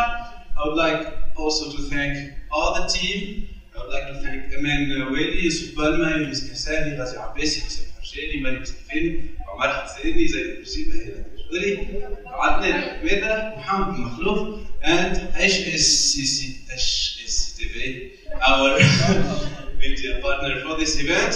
So the next step is to register at www.arabmobilechallenge.com and design your app and win big. Thank you, everybody.